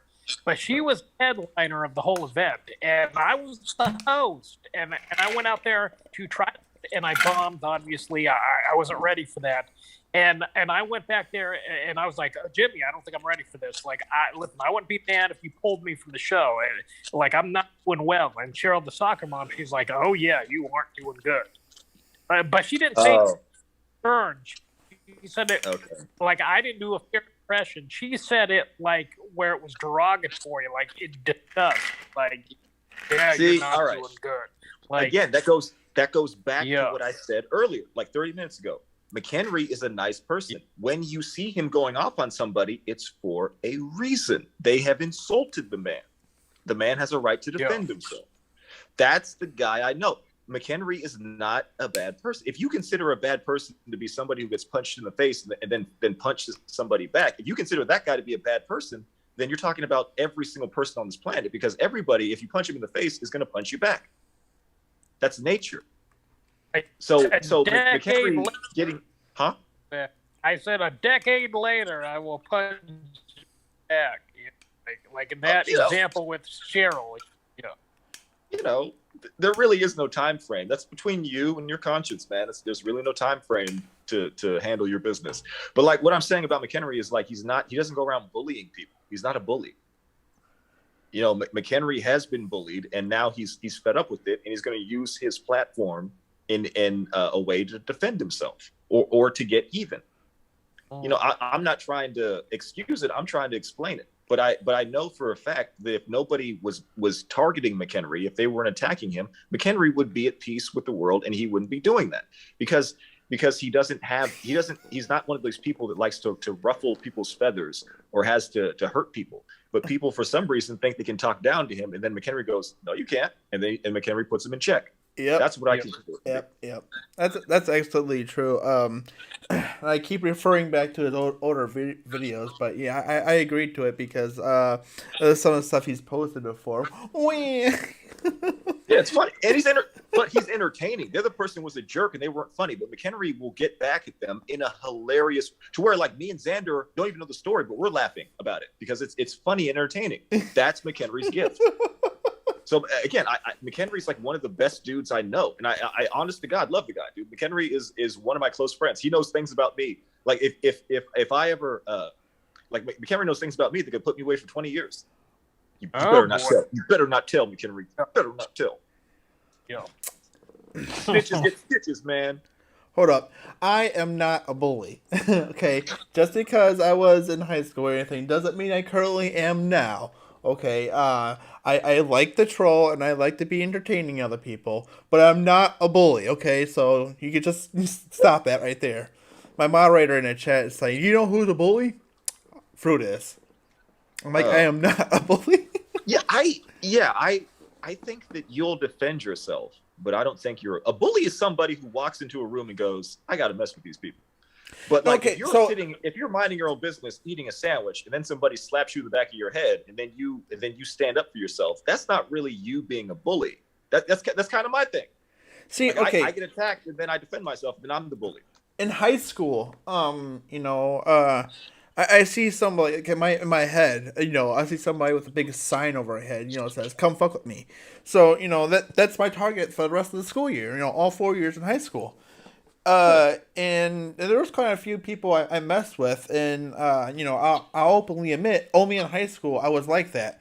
But, I got out of high school and, I thought deeply about, like, what I did to people. And, some of these people, I've mentioned this before, I think. Some of these people that I used to bully in high school, I got contact back. And I'm like, "Yo, I'm sorry for what I did in high school. Could we, like, make amends and become good friends?" And, all these people that, like... all these people that used to bully in high school, some of them has like, "Yeah, I'm willing to give you a chance, and we're friends now and everything." I respect that, Xander. I respect that. Because again, none of us are. Say what? Oh, my sister, she's like, "Go ahead and hit me with your best shot. I'm not going to stop defending my Foxborough that I have known since high school." And I'm like, Right on. "Thanks." Right on. None of us are really bullies. Like, if I find out Xander did something, I'm going to talk to Xander and find out his side of the story, because I know that Xander has a very kind nature, just like this guy right here, just like me. For the most part, I have a very kind nature. I mind my own business. I don't bother people. It's that I consider it like people have called me impolite because I'm quiet. Like I'm so in my own head, and I just don't like bothering people. I'm very much an introvert in real life. That's why me and McHenry click so well, because we're both introverts, and Xander too. Xander's an introvert. People have accused me of being stuck up or whatever, dude, because I don't talk. But like, I feel like me talking to you is me taking time away from you going through whatever you're going through. Like, so that's why I kind of mind my own business all the time. That's a good way to be. You can't get in trouble minding your own business. Yeah. So me and my coworker, we had a conversation about that too recently. So, she was like, if you're so caught up in your humor and you have all these voices because you just schizophrenia and everything, why don't you just tell your therapist to F off and just dump all your pills out? Like, you know what? That's a good idea. I'll just go ahead and keep all the voices in my head because those damn doctors won't want them to stop talking and everything. These voices, it just keeps me going sometimes. there's the humor. You're finding the humor in the whole situation. Good. You know, that's the best way to be about it, man. I don't know. I don't want anybody to watch this and try to glean, because people can misrepresent you. Like I got misrepresented last week on Facebook, and it was bad. It was like uncomfortable, dude. And like I'll say this about the comedy scene in our city. I helped create it. I helped there wouldn't be a comedy scene in our locally if it wasn't for me and 2 or 3 other guys. And so now, and then I was at the top of the game. I was the only guy who was touring out of state and doing out of town shows and out of state shows on a regular basis. There was one other guy who could be doing it, but he just didn't want to do it. Everybody else couldn't get booked on that level.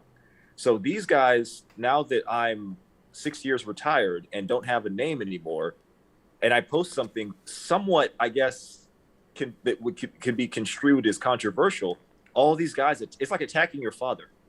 You know, it's like I gave birth to you. No, I'm playing. That was egotistical. I take that back.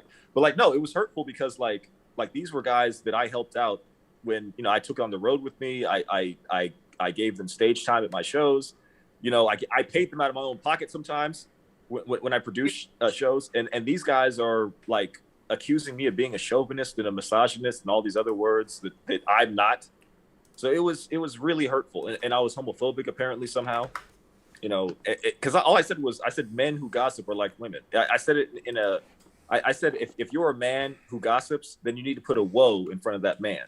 It was kind of like a clever post, but then these guys took that and ran with it and accused me of doing something that I wasn't trying to do. If I was out of line, then pull me aside and be like, hey man, John, you're wrong. This is why. And I'll be like, oh, I'm a logical person. But like, don't try and like call me out on Facebook for your own benefit. See everybody, I'm calling him out on Facebook. Look at me, everybody. I'm a good person. Like, no, everybody sees what you are. You're pathetic. You know, so that was really hurtful, dude. But you know, it is what it is. Is it like beating up older Muhammad Ali? Like this guy is kind of a name still. I attack him, and then like Yes, that's exact. It's like fighting Muhammad Ali when he's in, like, you know, just before he died. It's like Mike Tyson going, I'm going to take out the champ, but he's not fighting Muhammad Ali in 1970. He's fighting Muhammad Ali when he's like 70. You know, and you know, obviously the man can't fight anymore. He's past his prime. The man had Parkinson's. You know, so he was struggling with a mental disability, technically. You know, still had most of his faculties, but he had a tremor all the time. So obviously the man was not in boxing shape. You know, but so yeah, that's what I equated to. Them attacking me at that point is like them attacking Muhammad Ali. You know, then trying to take him on. And granted, here's the thing, McHenry, I could have taken all those guys on. I didn't want to have that fight because I thought that it was a stupid fight to have on Facebook. Like the guy who attacked me at first is not a good comedian. He's not funny. And I was beating him psychologically. I realized how dumb he was based on his comments because he kept using certain words to prove his point. And then I would say, I never said that. And then all he could do is continue saying the words I didn't say. Then anybody who was reading the thread would be like, wow, John never said that. This guy's an idiot. So he was just exposing himself as an idiot. Now I could have taken it to another level and just talked about him, his girlfriend, made personal shots about his career. You know, I could have did all that, but I didn't want to have that fight on Facebook for a couple reasons. One, you know, I thought it was a waste of time. I thought it was dumb. I thought that I was misunderstood. I'm not going to fight somebody who's clearly too dumb not to understand what I'm saying. And then the other fact is I have people on Facebook that don't want to see me engaging with a guy like that. Like there are people on Facebook that I don't want them to see that other side of me that you know is still there that I try to hide. You know what I mean? Like where I will use my comedic abilities in a very negative way to shut somebody down. I didn't want to do that. You know. So I ended up just like leaving it up there for 12 hours and then deleting it because I didn't want to fight. I didn't want to, you know, it takes a lot out of you to fight. You know, I would rather just relax. You know, anytime somebody's attacking me, I get bothered by it. I get bothered after I win the fight too. Like after I beat them up, I can't win because I don't like hurting people. So I feel worse than the guy that I just beat up, emotionally at least. You know, so it's a, you know, I don't know. But Yeah, that was an unwinnable battle. Yeah, he probably has more friends than you. Like at this point in the comedy world, like people that would like view that post. Like, oh, you got a lot of comedian friends on I'm sure on your list. Like not he anymore might though. Yeah. no. Is Yeah. he No, more you're relevant? right. You're right. You're right. Finish what you're saying. I'm going to Yeah. tell you how right you are. But go ahead. Sorry. Yeah. No, go on. Like I was just gonna say, like he's maybe more of a name because you haven't performed it so long. He's more of a name in the comedian circle. Like Yes. Yes. Yep. That's the other part I wanted to say. Those comedians 6 years ago would have never thought about even attacking me. They were attacking somebody who's no longer performing, who no longer has that name and reputation. I no longer have the power that I had, because I did have power. Because like promoters, I was working with several promoters. I had 2 major agencies backing me. I had a manager, so like none of these comedians could even step to me. If anything, they would come over to me hat in hand, asking for stage time or asking for this, asking for that. But like the fact that I'm retired made these guys get brave. And then I'm not really coming back. I'm just performing randomly. It made these guys get brave, and they attacked Daddy. They thought that it was like.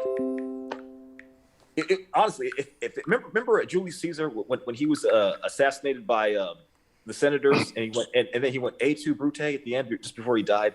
It was like that. It was like my former like colleagues were attacking me, and I didn't even know why. That was like the hurt that I felt. But I was saying, like you know how I brought up Muhammad Ali earlier. It's like knocking out 80-year-old Muhammad Ali and leaving that part out later. Like, hey, yeah, I beat him and discuss. Right. Like, okay, at what point? It doesn't matter. Like, Right. No, I see. I don't think that because Muhammad Ali couldn't box. I can still do comedy. I can still go on stage and destroy 90% of the comedians that are around. Yeah, but you haven't done it. You haven't been active. Exactly. And they were exploiting that. They were exploiting the fact that I'm out of shape right now and that I don't have my name reputation. Those guys would have never thought twice. There's a few guys that would have probably came at me sideways either way. But the guys that came at me, they would have never thought about doing that. They would have, even if I was wrong, they still would have kissed my butt because they knew. They knew, and they're dealing with somebody who's not. I'm not going to have that fight on Facebook, and it was basically just them trying to. Okay, here's what it was. I realized that my name was so big that these guys saw an opportunity to try to shut me down, and they took it to look like a big shot, to look like look at me, everybody. I'm taking on Johnny Creel. That's what they were doing. Yeah, and they were using that bogus accusation as a way to do it, and that really made me uncomfortable. So yeah, every example you gave just now is right. They're attacking a 80-year-old Muhammad Ali, and then knocking him out, and then like, hey, I knocked out Muhammad Ali, and they're just like, and everybody's like, wow, really? And they're like, you mean in 1965? And they're like, no, when he was in a wheelchair, and everybody's just like, oh. Well, that's not really an achievement. You just bullied a guy who you bullied a great boxer who time and mental illness took out. So you're not really a champ yourself. But you see, any guy that would do that is a punk.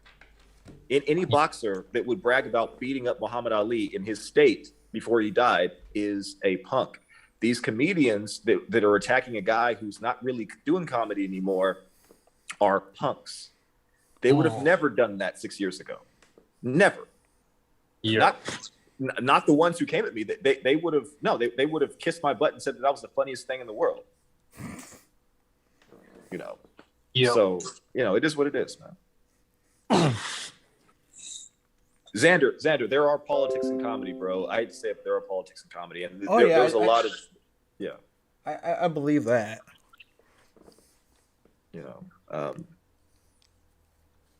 I did a lot for those guys, man, but it's all good, man. Wow. That really drained me emotionally, dude. But we have other stuff going on. We have bigger projects working on. Xander, what is what's your take on stand-up comedy, and would you ever try it? Because you've told several jokes on these podcasts. See, just like my gameplays on YouTube and any streams I do, um, everything I've done on my YouTube solo has sucked ass, and everything I've done with multiple people has been the best content on my stuff, like anything. So if there's like me and one other person, it works out best. And everybody who has came to my thing and stayed there will tell you that like I build off of comedy and build off of others, and I add on to what is there. And I've tried like doing solo, like with commentary, and like I get so immersed into something that I just completely forget I'm recording. So, hi, welcome to the stream. So I get like so focused, and like when somebody else is there with me doing it, I'm like, oh yeah, this is me. Oh yeah. So this and that and this, stuff like that. Okay, Like I for get that. example, in my Minecraft stuffs, when I just started a new project with my furry sister, she wants to do like Minecraft pun videos with me, and I'm down for that. Me and her just run around Minecraft, go on adventures and stuff like that. And I did one. I put it on TikTok because I haven't put it on. We haven't figured out how to. I can get videos to her yet. So once I figure out how to get videos to her, so she can put it on her stuff, then I'll put it on my YouTube. But we're just doing a bunch of random pun videos. I try to get my other friend to do it, but he's like nah. And it looks like the pun video I recently put on TikTok is getting some good views there. So, and I How want many? I want to help her get her channel up as well. And she's starting to get into like a few things on her channel. So, but yeah, I got a little bit off topic. But when I'm with people and I'm doing my thing, I'm better with people than versus myself. And doing stand-up comedy, I think I would have to like I would have to do a lot of prepping. I can't just walk up there and be like, "Yo, what is going on?" Look, there's a plane. Bye. I would. I mean, Okay. I've always wanted to do like my one man show thing, so I can just prep the whole stage and have multiple characters, which I'm clearly able to do. I can do multiple characters and multiple things, and not just my voice impersonations. I can get in a mindset of somebody else. You know what I mean? Like, um, I don't know. It's kind of weird to explain, but like I think I would do better if I'm being forced to do something by myself. I'd ask, can I do some preparations first, so I could do like a one man show. So I see. yeah. So you're more comfortable in group settings then. Yes, unless Okay. unless I'm allowed to do a one man show, that's preparation. But yeah, Okay. I think you would, because a one man show isn't that far from stand up comedy. Jim Carrey would do characters in his like go back in the Jim look up Jim Carrey in the 80s, man. His stand up comedy act was wild. He was doing impressions, he was doing characters, and that's all he did really.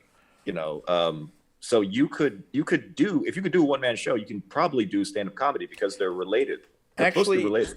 in high school, I'm taking drama class. My final project was I had to pick a movie, and I was allowed to use props. And I had to pick a movie where some parts of it I had to narrate it, and the rest of it I had to act out and be all the characters. And the movie I chose was, I think it was either 2012 or War at War, World at War. Can't remember which one it was, but like, I got like 100 on that final project, my drama class, because the only props I used, I grabbed like some sitting chairs and I put them there, and my theater teacher, he was very impressed about it.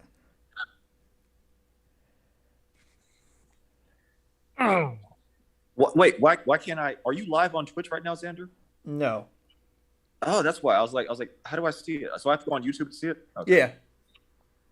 Because remember last time I went on Twitch and I was like looking at the comments because I'm curious about what the comments say while we're talking. And I'm always thinking about the comments, but I never ever check them out other than that one other time, like 5 podcasts ago. So Yeah. that's what I was going to try to do just now. But I didn't see you live and I went, oh, he's probably not on Twitch right now. There was like the maximum of like 8 people earlier. Now it's down to 4. I have my phone open because that's the only way I can see how many people are there. Dang it, only 4 people, huh? All right, I should have slipped a nipple. That would have got the numbers up. I mean, I got some ice cubes over here. All right. Keep talking. I'll promote it afterwards, and you know, some people watch the replay. So. Yeah. Yeah. Well. Yeah. Again, I'm telling you, my nipples are nice, but McHenry has fantastic pepperoni type nipples. If that man slipped a nipple, I'm telling you, the ratings would go up. We need. He's like, bet. Sirius Radio will be like, hey, you guys want your own show? Yeah. We saw the numbers. What happened? All of a sudden, you guys went from 5 to 5 million. What happened? Like McHenry showed off one of his pepperoni looking nipples. I've been told I got ice chiselers. Huh? I've been told I got ice chiselers. Ice chiselers? Yes. Yeah. Ice chiselers. Really, yeah, really get those things up. Yeah, get them sprouting, nice and popping. Yeah. Yes. I don't know, man. Any I don't know. So McHenry, you're not dating right now? I am seeing somebody, but we don't call it anything. We just call it a friendship. You know, that's pretty much the case. You know. Yeah, I respect that, man. I think that's a good situation for you too. I haven't dated anybody in years, man. Like I haven't been on a date. First of all, I never really dated women, to be honest. But like I went on my first actual date when I was 25 years old. Before that, I was just having sex with girls. And then, but I haven't been on an actual date in probably 3.5 years. Yeah. So so I'm very much single. Xander's in a relationship. McHenry has his situation going on. But I'm Stark.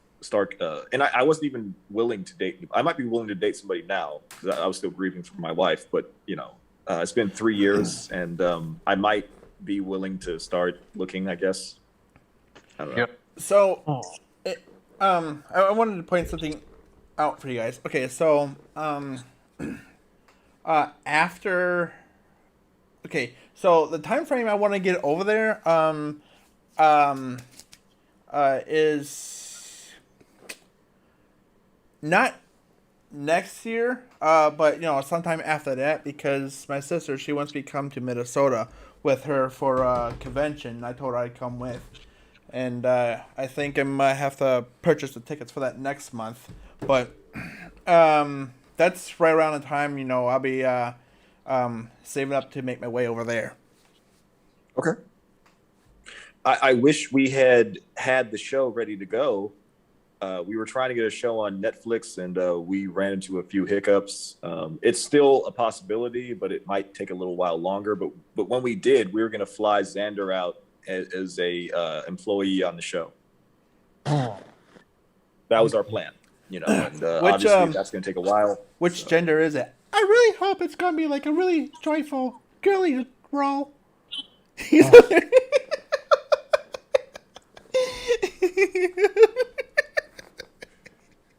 You have a lot of potential, man, and it was going to be, I'm telling you, it was going to be a hot show. It's still probably going to happen. It's just not going to happen in the time frame that we all thought it was. Right. So, But yeah, no, if you know, that was going to be the plan. We were going to fly Xander out by the end of the year, and we are going to rent an Airbnb and we're going to film the whole season for the show. And then we were all basically just going to hang out at a nice 4 or 5 bedroom house in LA somewhere. While we were filming, that was going to be the plan. We were all going to have our own bedrooms.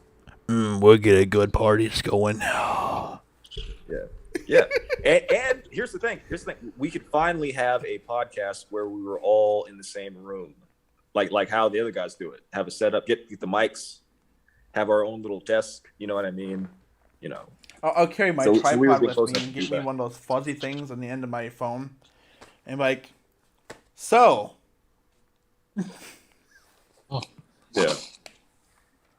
I was gonna have like a Charlie Rose type of interview where I'm asking mundane questions that really don't matter, and I have like three viewers, and my energy is very low. So I'm just like, tell me about the time that you went to the store and bought broccoli. Oh, and you're telling me that was there cheese in this broccoli? There was no cheese. Ooh. And just for an hour and a half of that, and then just because I think it would be ironically funny.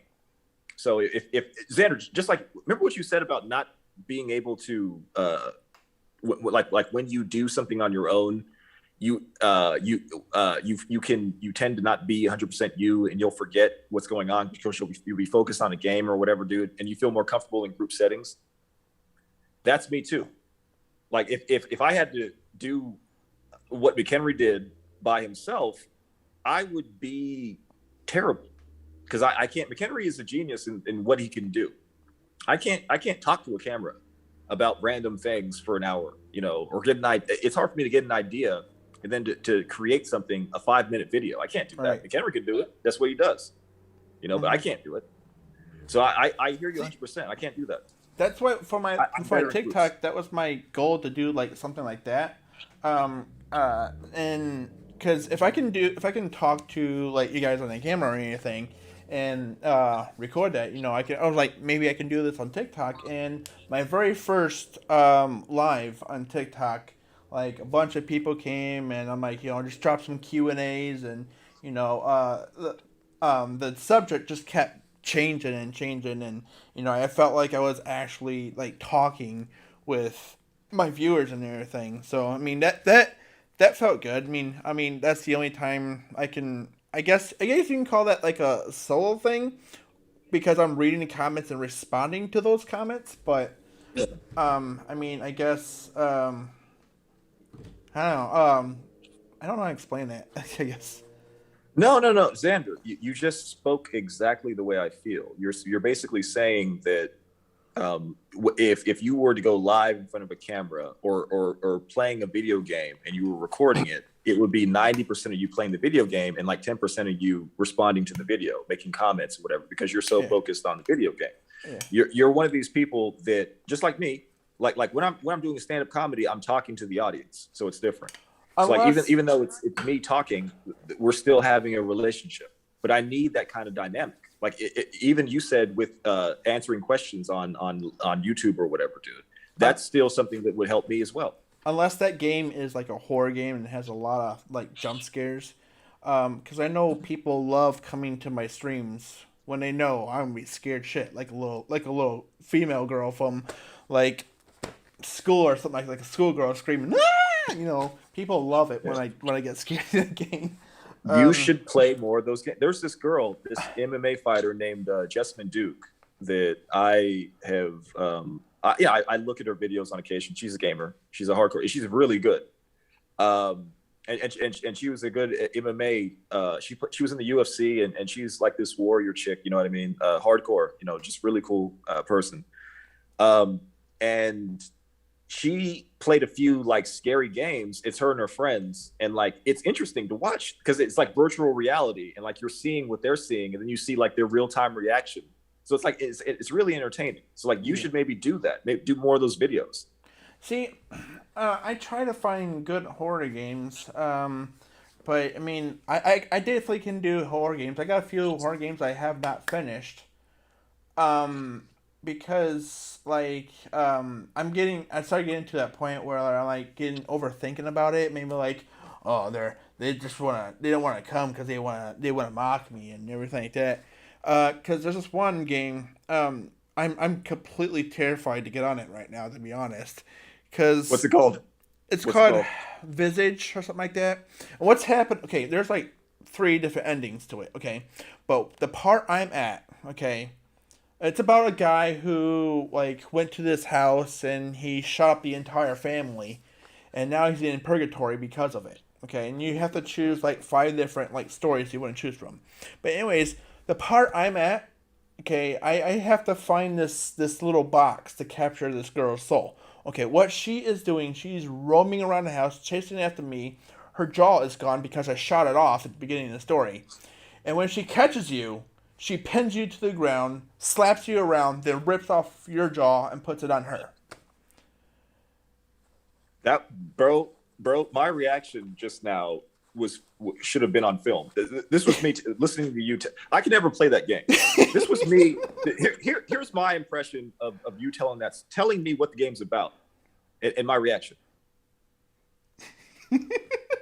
So I know I could never play that game, bro. It would freak me out, man. I have nightmares, man. McHenry, would you ever play a scary game like that?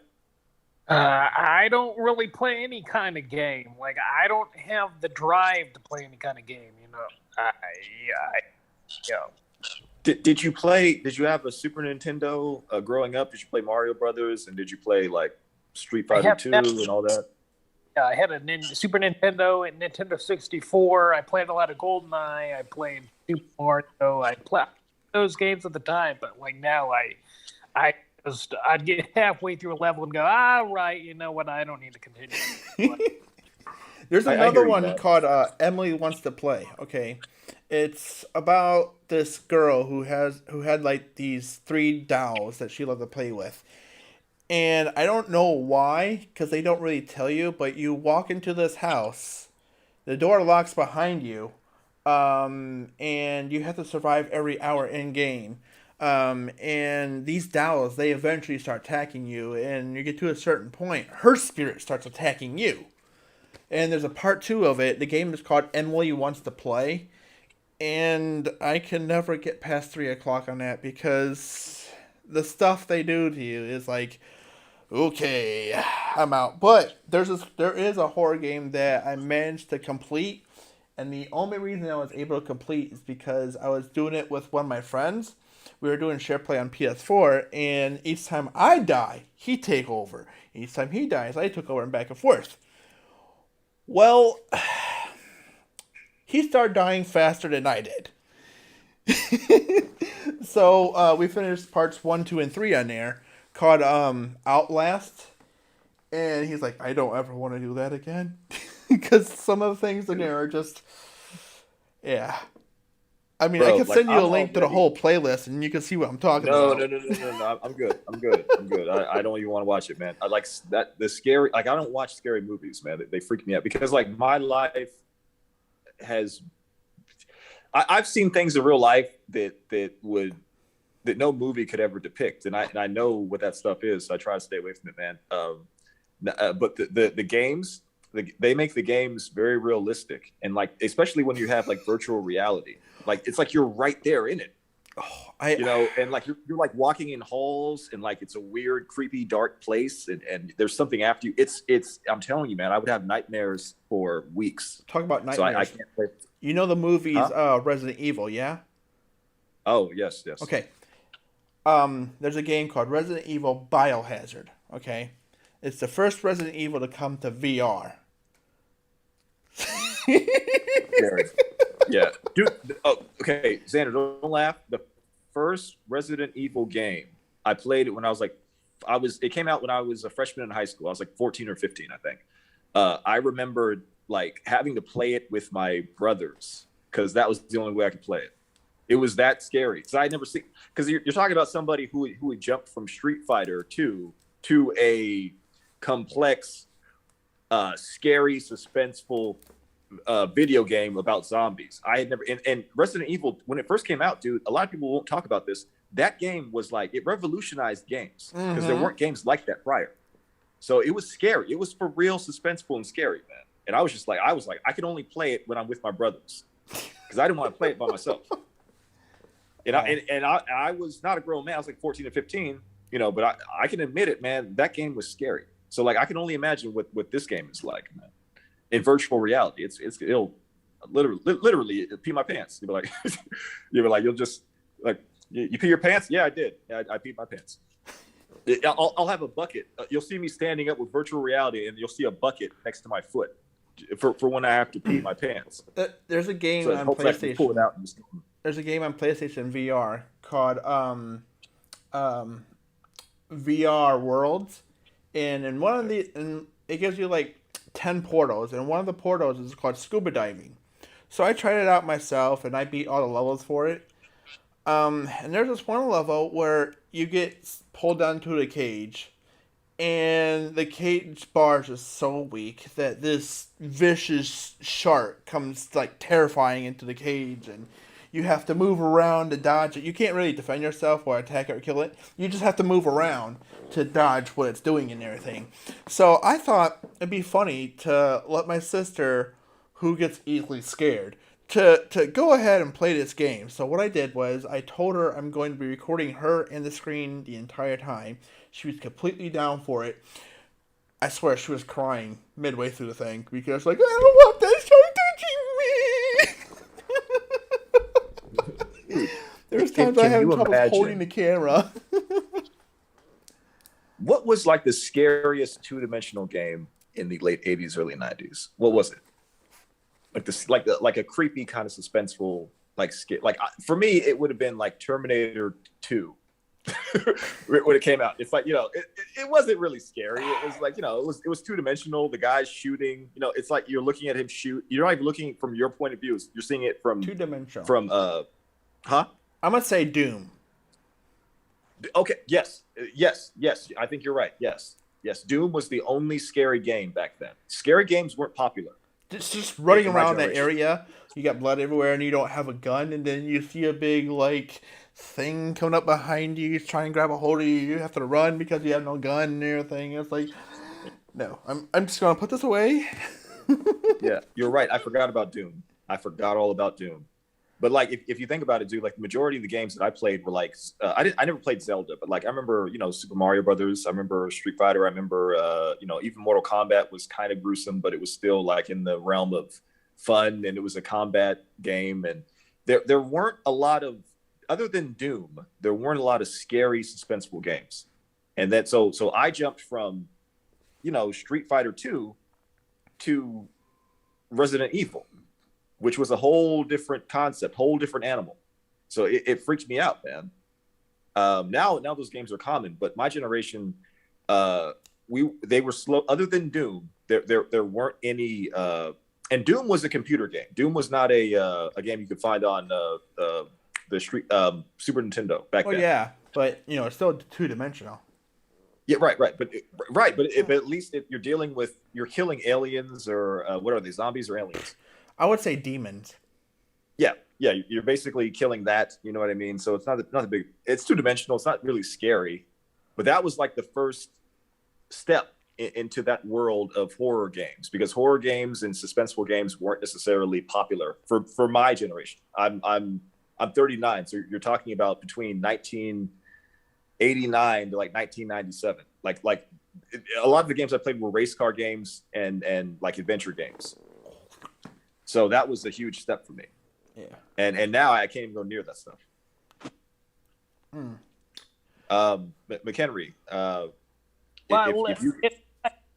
I just want to say, you know what my problem is? If we were all rowing a boat, like I'd probably be the guy slacking off at rowing the boat while you guys are real hard to row. But if I was rowing the boat myself, you would look at me and you'd go, well, that's a motherfucker who really likes to row a boat. He works hard to row the boat. Like, what's the difference when we're rowing the boat with him? He don't try at all. And when he's doing it by himself, he's trying real hard. Well, my point is, yeah, I got to try real hard to row the boat because I'm the only one rowing, so I got to work harder than I normally would if I was working with other people. And I got the opposite problem of Xander right here, because he'll like if he's by himself, he'll get lost in his own mind and not talk to the camera, while I kind of do that with you two. I kind of go, well, they're doing all the work. What? And plus, I don't got the confidence to go, well, I can talk 5 minutes because I'm that fascinating and they're going to pay attention to me. I got to think, I'm going to go 10 seconds and they're probably going to get bored of me. I kind of shut That's up. what you do. You're probably the most entertaining out of all of us, dude. What do you Yeah, make videos but- like this all the time? What are you talking about? Yeah, because on my channel, I already know they like me. They're there to see me. Right? I'm sure you guys like me too, but I already know they're coming there to watch me. I don't got to worry about anything I say because I already know they're going to like it. And meanwhile, when I'm talking to you two, like, I don't want to go on too long because I'm thinking to myself, what, are they that intrigued by what I'm saying? I mean, just get the thought out in 10 seconds and let them do their thing because, you know. And I do that in person too. I go, am I that fascinating? I can hold their attention for 5 minutes and go on my rant here? Probably not, you know. So I'll save that for my audience, you know. All right, so basically, you're two-timing us. You're using the podcast to benefit as fuel for your own personal. You're trying to go solo on us. You're trying to pull a Bobby Brown. The way I look at it is like I'm helping you guys because I already got like an audience, and like this thing maybe Xander's picking up a little bit more subscribers if I promote it, you know. Yeah. Like No, but like you just like I already got my. Go on. No, you just said that like you're like kind of hanging out and listening, and then like you'll have a thought, but you'll use it for your channel. We want the McHenry spin. We want to hear the McHenry take on different things. You know, be honest. You're Gladys Knight and we're Pips. Is that it? I don't see it that way. Like. Oh my! You should your own channel because I think you could carry a channel on your own. I don't know why you're not doing it because like a lot of people are interested in you. A lot of people think you're funny on my channel. Like I don't know why you're not. And I noticed on your last stand-up video, you got a lot more views, like than you typically would. Thank you. I think it was like 181 views that I saw when I seen it. It's more than you typically get. YouTube is weird. The algorithm there is weird. You never know what's going to be hot. You know what I mean? Like all your videos get between 300 and 500 views on average. You know what I mean? Mine usually get 7. And you know 10 over the course of you know a month or two. That video just so happened to click with the public, and it has like 580 views now. Oh wow! I don't know. Nice. You never know. You never know what's gonna happen on YouTube, man. But I can't do what you do. You know, not by a long shot. You know, I think I'm like Xander in the sense that I need a group setting. Like I kind of go, what's next? Like I can't, like, you know how Bill Burr can just talk, and that's a lot of his podcast is him talking. One delivery and it's entertaining. Today. One delivery will arrive on Sunday, November 14th. By the way, during major holidays. Sorry, Amazon decides to go ahead and talk. Yeah, that was rude. Right? Amazon's not even. You tell them, do they want to sponsor the show? You tell them next time they chime in, they can sponsor the show. No free ads, Amazon. Right? Stop it. Shame on you. Gonna need some sponsorship before you're allowed to talk. Thank you. You know, at least an Amazon Prime year deal or something like that. You know, right? Something. Don't try and pimp you. Don't pimp us, Amazon. Trying to don't try us. this at home. Yeah. No, me and Xander are similar in that regard because like McHenry can go live and have it be entertaining. He can rant. He can go to McDonald's and have an experience, and then find 10 minutes of material about it, and it's funny. And he's telling the whole thing that happened. He's doing characters. It's hilarious. I can't do that. I go to McDonald's. I'm just like, I'm at McDonald's, and then something could happen. I'm just like, I really don't want to talk about that. You know, McHenry will find something that I would consider minutia or mundane, or just something that I could just dismiss as a regular life. He'll find it and extrapolate the entertaining quality of it, the meat, the steak of it, and then put it out there for everybody to eat. And everybody's just like, "Thank you, McHenry. That was delicious." I can't do that. Like I'm over there. Like at best, I can maybe have bologna. You guys want this bologna sandwich? They're just like, no. I'm just like, all right. So that's me, man. I can't do it. So quick Don't have that question. Yes, sir. It is now 2 hours and 9 minutes and something seconds into the stream. Oh wow, we were going. But hey, what if we did a 10-hour podcast? Oh my god, Wouldn't that be hilarious? Wouldn't that be hilarious? Just if we set aside just one day. if we did 10 hours, it would have to be on a day I don't have work. Oh, of course. Like, no, I think that would be hilarious. I think that would be a record or something, right? Like, who's podcasted longer than an hour and a half? You know, but if freaking starts at like Friday night. Oh yeah. It's Saturday now. Oh, okay. Yeah. Yeah, we start at like 3 o'clock in the afternoon, and then we just go until well into the morning of the next day. And we just keep going. Okay, here's the thing. When one of us needs to eat, they bring their food and eat live. Yeah, I won't do that again. Huh? I won't do that again. When were you eating? When did you ever eat? On my old channel, I had a lot more subscribers on that channel than this one I have now. And people were enjoying the live broadcasts and everything. I don't remember what game it was playing, but dinner time it came around. And I went and got me a cheeseburger, and I forgot that like the light was on and everything. So I'm sitting here eating a cheeseburger, and then some jackass comes along and is like, "Oh, look at that guy, he's eating. Oh, let's mock him and everything." I'm like, really? And then my subscribers started going down, and it just pissed me off, and I just deleted it. That annoys me, man. Look at that guy being a human being and consuming food. Right. Whoa. I'm like, oh, so you don't eat? Like, come on. Look at that guy over there breathing.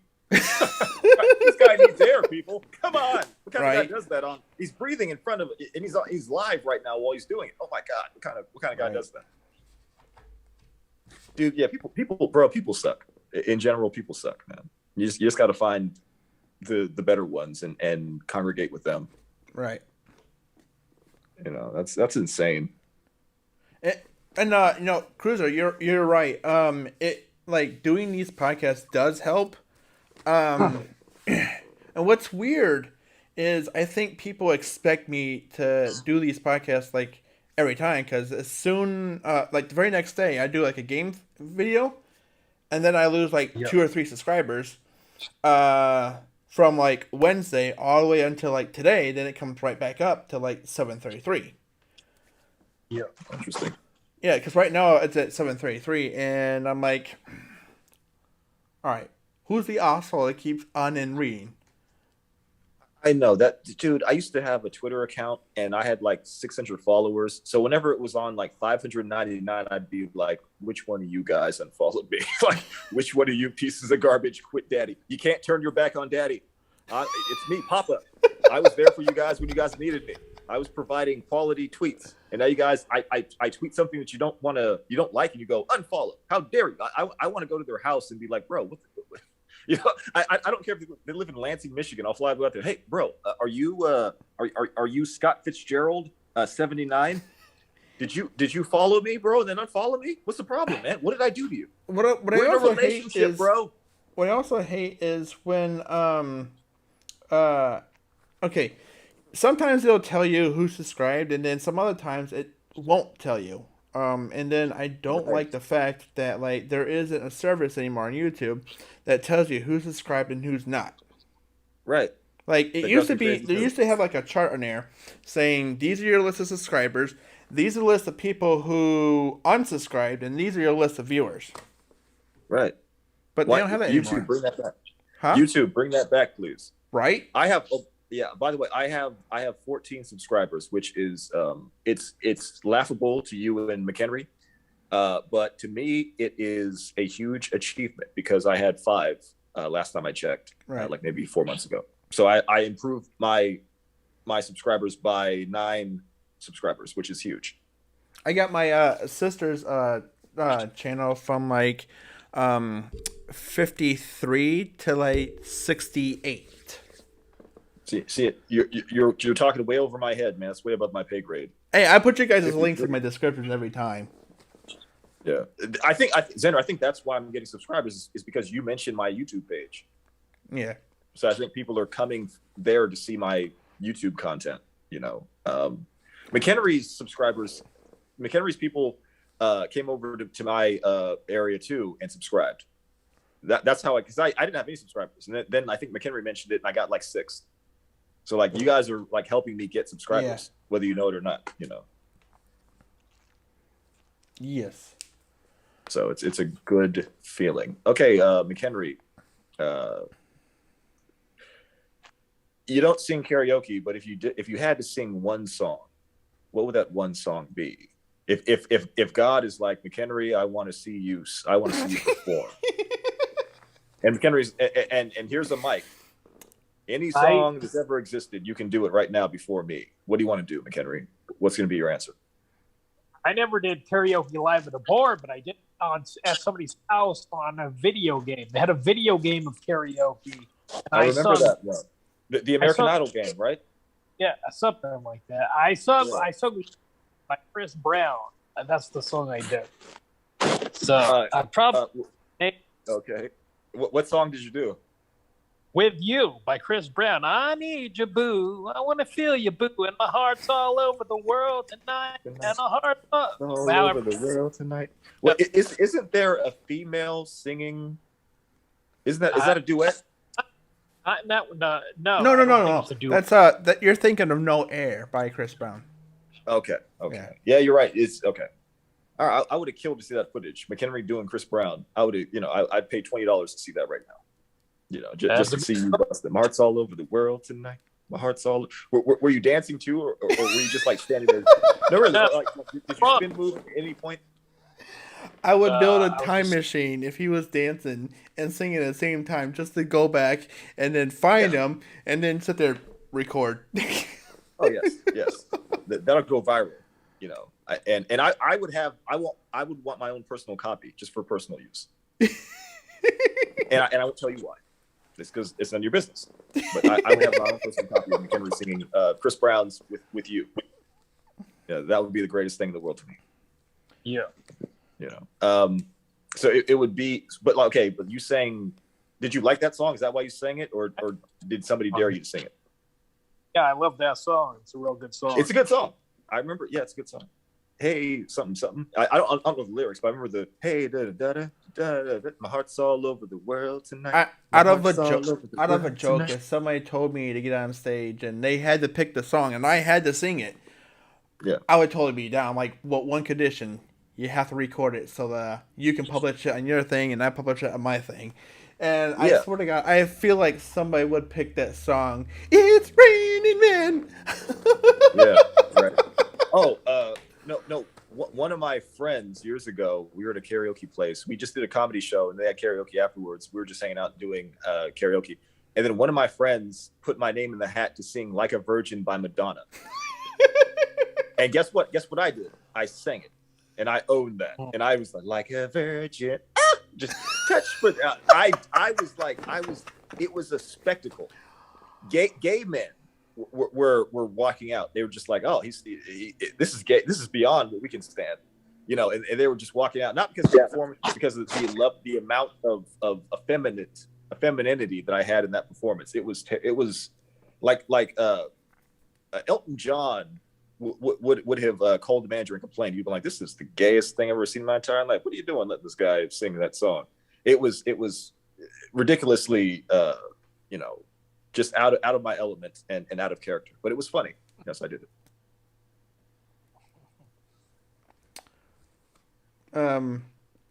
I did karaoke at this bar called what's it called? Cheers. And my mom, my biological mom, she was like, "Yo, I'll get you I'll get you some drinks if you go up there and sing a song." I can't remember what it was. But I got up there, I sang it, and then she threw some drinks my way, and then like some kid got up on stage and it was like, "Oh, he's doing better than you." My mom's like, "If you don't get your ass on that stage, I will not buy you another drink." I'm like, "Bet." Right. Nice. I was underage. karaoke's- I was underage at that time. So that was the perk. Yeah, They didn't know I was drinking, but I was drinking. They had what's called a pig roast, where like people are allowed to bring their kids and have like food and stuff like that. And Nice. they didn't know my mom was buying me drinks. I think it was like maybe 13, 12, something like that. Oh, okay, I see. Yeah. Yeah, dude, karaoke's fun. It's fun to get drunk. I was sober when I did it, because I really don't drink that much. But it's fun to get drunk and then sing your favorite songs terribly, because nobody can really. That's the whole idea. It's like nobody can sing. 90% of the people that sing karaoke can't sing. Then you have that one guy who he's like a regular. He shows up and he's like a rock star. It's like, here's Brad. And Brad's over there singing, a Sting song, or a Phil Collins song. Take a look at me now, and he's like really owning it. And she's like, what? And everybody's just like on their feet with lighters, and like, we love you, Brad. And then that's Brad's his big moment. He goes to karaoke bars on Tuesday night and sings our favorite songs, and he owns it, and he shuts the whole place down. I knew plenty of guys that did that. So, but I can't sing, so it's just fun to get up there and just make a fool out of yourself. Basically, it's a good time. Yeah.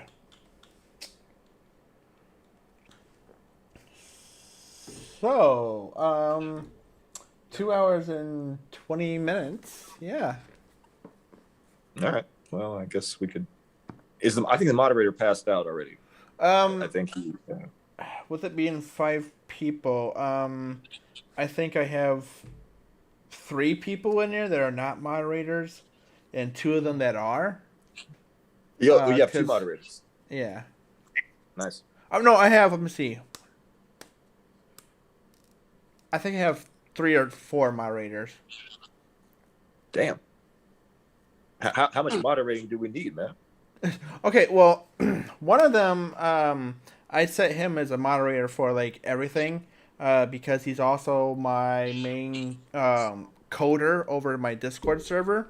Is that the guy that I met inadvertently on a podcast? Is he the one? Remember we did a private one because McHenry couldn't do it, and then you had a guy. He said something at one point. He talked at one point. We were actually talking to him. Is that the guy? I think so. Okay. And then my friend I've known from high school, she made me a moderator on hers. So I gave her moderation on both my TikTok and YouTube. And then there's my other friend who he's an admin in my Discord server, and he's a moderator on my YouTube. So yeah, thanks for the compliment there, Devin. So yeah, there looks like there's 5 people. So, and I had my phone open, so it's actually 4. Nice. And we started out at 80. Yeah, earlier I had 8. Oh, 8. Oh, thank God. Because if we dropped from 80 to 5, that I don't even know. I was gonna just hide in the closet for an hour and a half and just tell everybody I don't want to be bothered. Right. That was gonna devastate me. McHenry, I think I see the analogy. We're doing the rowing, but here's the thing. The Ivy League schools have this activity called I think roll crew. Right. And it's like Harvard does it, Stanford does it, like Brown does it. Like it's a competition where a bunch of guys get into a boat and there's like 10 of them and they're all rowing. And it's like a race. Like other schools race with each other. And then you have one guy with a bullhorn going, "Come on, let's go, row." He's in the front, but he's not really rowing. He's just like, "Come on, row, come on, guys, row." So what he's saying is he's the coach and we're just the one going, "Ooh." Ooh. Exactly. We're the ones doing all the work. McHenry's just like, "Come on, guys, let's go." So like McHenry, you are doing something. You're inspiring us. You're inspiring us. You're motivating us. Let me use this analogy. Like you know how there's a song and like one guy will just be like, "Yeah, and like that. That's what I'm doing here." And what if there's a song where I became the lead singer and you're going, "Whoa, I never saw you be the lead singer before." And I'm like, "Yeah, because I have to be the lead singer because I am the singer in this instance, you know, so I have to lead sing. But when I'm with you guys, I can just go, yeah, you know. I can see that. Yeah. Yeah, there was a dude in Journey, the black dude in Journey didn't really. What did he do? He just. I remember seeing a video where he was just clapping. He's like, that guy gets paid. Does he get the same check as everybody else? Think about the guy who drums. The guy, he's on stage clapping, and he gets a check. It's just like the clap guy. Yeah. So it's like yeah, McHenry is he's contributing. You know what I mean? But he's not contributing. I know what you're saying, dude. They call it supervising. I think you're underselling yourself, huh? They call it supervising. Yes, I think McHenry is underselling his value, because McHenry is like, he's motivating us and inspiring us. Even when he's not talking, he's still motivating us and inspiring us. You know, and next time I'll do a better job of making this into, because like if this were a scenario of love, McHenry, me and Xander would have been going at it for 2 hours straight, and McHenry would have been the guy who just kind of stepped in every 5 minutes and went, "Hey, can I get a thumb in there? Can I get a thumb? Okay, all right, Yeah. hey, I got a thumb. I got a thumb for you guys." And he's out. And me and Xander were just going at it like two possums in a blanket. You know. And then McHenry shows up and he's just like, you know, all right, can I maybe teabag somebody? So but McHenry is underselling himself either way, because McHenry is he is a force even when he's not forcing anything, or he doesn't even realize he's doing it. So yeah. And on that gay note, I think we should end the show. That's the best way to end the show, on that that gay.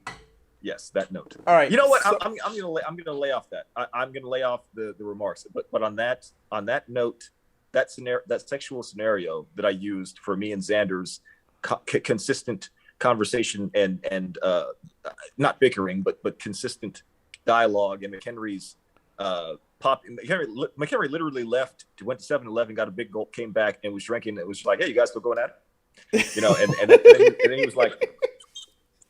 He was like, wait, John, I saw this one thing in a movie. I'm gonna put I'm gonna drink a bunch of my Slurpee. It's cold, and then I'm gonna put my mouth somewhere on you. And I'm just like, what? And then I'm just like, oh, that feels. And McHenry's like, I told you. I'm just like, and then McHenry immediately leaves again. Yep. I'm sorry. You know what? I apologize to all 4 of our viewers, all 7 of our moderators. 5. I apologize. All 22 of our moderators, I apologize. I'm joking. No. I'm sorry. That was out of line. I apologize. I need, you know what it is? I need to go on stage. When I'm performing regularly, these things don't happen. These flubs don't happen in public. So are you saying you're gonna go back on stage, or what's the? Dude, comedy's been my whole life, bro. You can never really retire from comedy, man. Because I think of jokes all the time, man. I think of funny things I want to do on stage. You know, Xander put on the closing credits glasses, which means that this thing is about to wrap up. I had a joke going on there. I was going to do with the glasses, but I guess I'll do that there instead. Okay. No, I didn't forget. Anyways, so yeah, you guys been awesome support and everything like that. Cruser and Quinn's links are both in the description below. Please hit them up as well. When I do my lives, let me get coordinated here. Okay, over there. Yep. Over there, there's a big white box in there with all 4 of my links and everything. That's where you can find my stuffs at. Cruser, like I said, his link is in the descriptions. I'm screwing up my thing here. Both really awesome guys. And what do you think, you guys, for stopping by? Oh yeah. Well, Cruiser's awesome. I have my moments. just like always lower your expectations with me, and you'll never be not satisfied. But if you have like normal expectations, you'll be like, yeah, But like if you lower him like really low, you'll be like, you know what? He wasn't that big of a dick. Yeah, he was okay. The guy was all right. We had a moment, you know. And I'm just like, do it. So just do it. Do it. Just do it. Is that what you're like? McHenry, how am I? What's it like to hang out with you, McHenry? What's it like to hang out with you? Yeah. It's like this. You know, you're a good leader of the conversation. You kind of like can steer the ship. So that's it's like this. It's just like that this. was. I was gonna say, you know, his response would be like, chew 5 gum. Stimulate your senses. Yeah. I don't know. That actually touched me though. I don't know. It's like, yeah.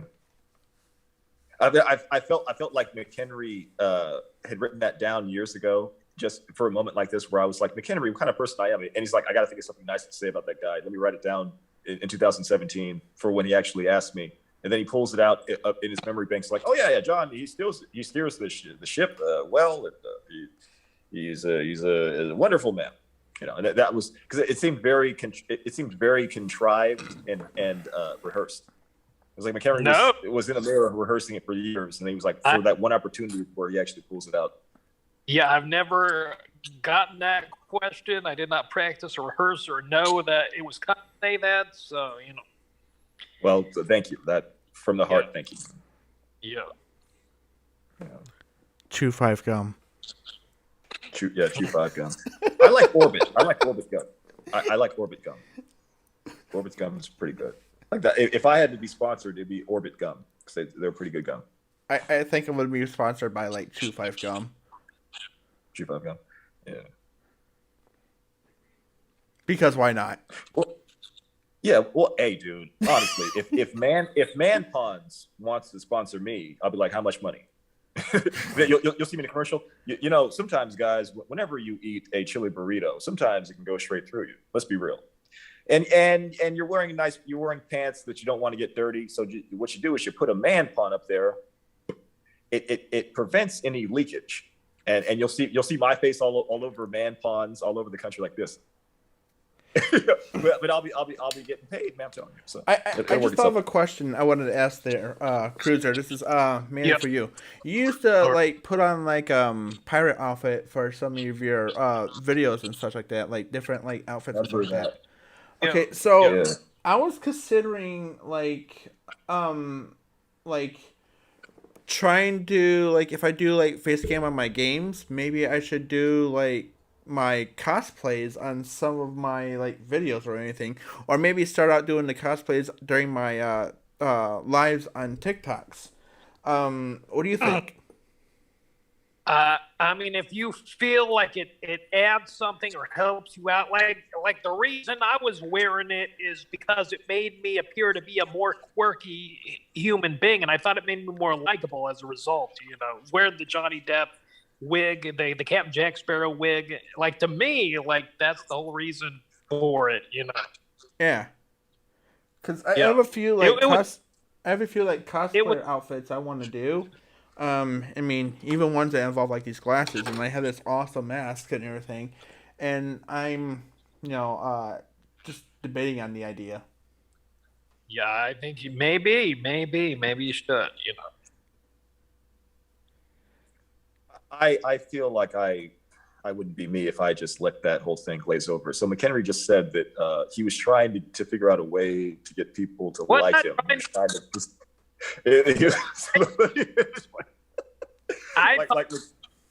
It made me more likable. The wig, right? It was like I'm picturing on TV shows. On TV shows, they have these people that specialize in making you more like marketable for the audience and likable. So they'll like say, "Don't wear that tie. Wear this tie because it's more it's more agreeable to everybody." Like McHenry's like I'm picturing the guy going, "You know what, McHenry? We figured it out. You want to be more likable? We got the whole thing for you." And McHenry's like, "What are you gonna do? Am I gonna wear am I going to wear a wife beater? Am I going to wear a necklace, a gold chain, a watch? They're like, no, we're going to dress you up like a pirate. You know, Captain Jack Sparrow. We're gonna dress up like a pirate. Pirates are in right now, and everybody loves pirates. You know, you do your videos with the pirate as a pirate, they're gonna love you. Like that's the way to get people's heart. Dressing up like a pirate. This is the mask I was gonna do for one of my TikToks. Oh, there we go. Yeah, I mean, I saw. Didn't you get a lot of views wearing that mask? I could have sworn you got like 8,000 views wearing that mask. Yeah. That's all it takes. Damn it! All right, I gotta get that mask because I have like 2 views. So yeah, like I did do a video wearing this mask, and that video like shot up in like one day. I'm like, oh my god, that's what got me my the live ability on TikTok was doing a video with that mask. It was a gaming video, but still wearing that mask, and oh my god, the comments, it was just pouring in over and over. Like I went from like 1K to like 1,500 in less than a week. See, I want to, McHenry, we got to raise our followers on TikTok because when you get, you can go live once you get 1,000 followers on TikTok. Yeah, if you two guys can get like a 1K on like TikTok, like, you know, definitely can go live on TikTok instead of like YouTube, and that'd be another way for like migrating, you know, things. I'm almost up to 900. I got like 863 or something like that. You know, man, I gotta step my game up. I have 63. You know what would end up? This would be my scenario on TikTok, though. I would raise my max to about 1,000, but there would always be that one person who would unfollow me. So I would have 999, and I couldn't go live. Just because like I'm telling you, that would be my fate. That would piss me off. Like I don't like it anymore. Unfollow. That would piss me off. You know, I've been doing like live on TikTok for like years, and then all of a sudden it drops all the way down to like 999. I'm like, bruh. Exactly. What do you do at that point? And that would be my fate because that's my people unfollow me on Twitter all the time, dude. I don't know why. I want to go to their house and be like, hey, did I do something wrong? Right. Like, you know, what's going on? You know, are we not cool anymore? You know? Yeah. You just gotta get you a shade of these right here. The shades, it's the power of the shades. Yeah. Do you think it's more darker than that? It's like I don't want this guy in my life anymore. Like I never want to see him again. Like when they unfollow you or you, like they just want you. You're dead to them. Essentially, you died. You know.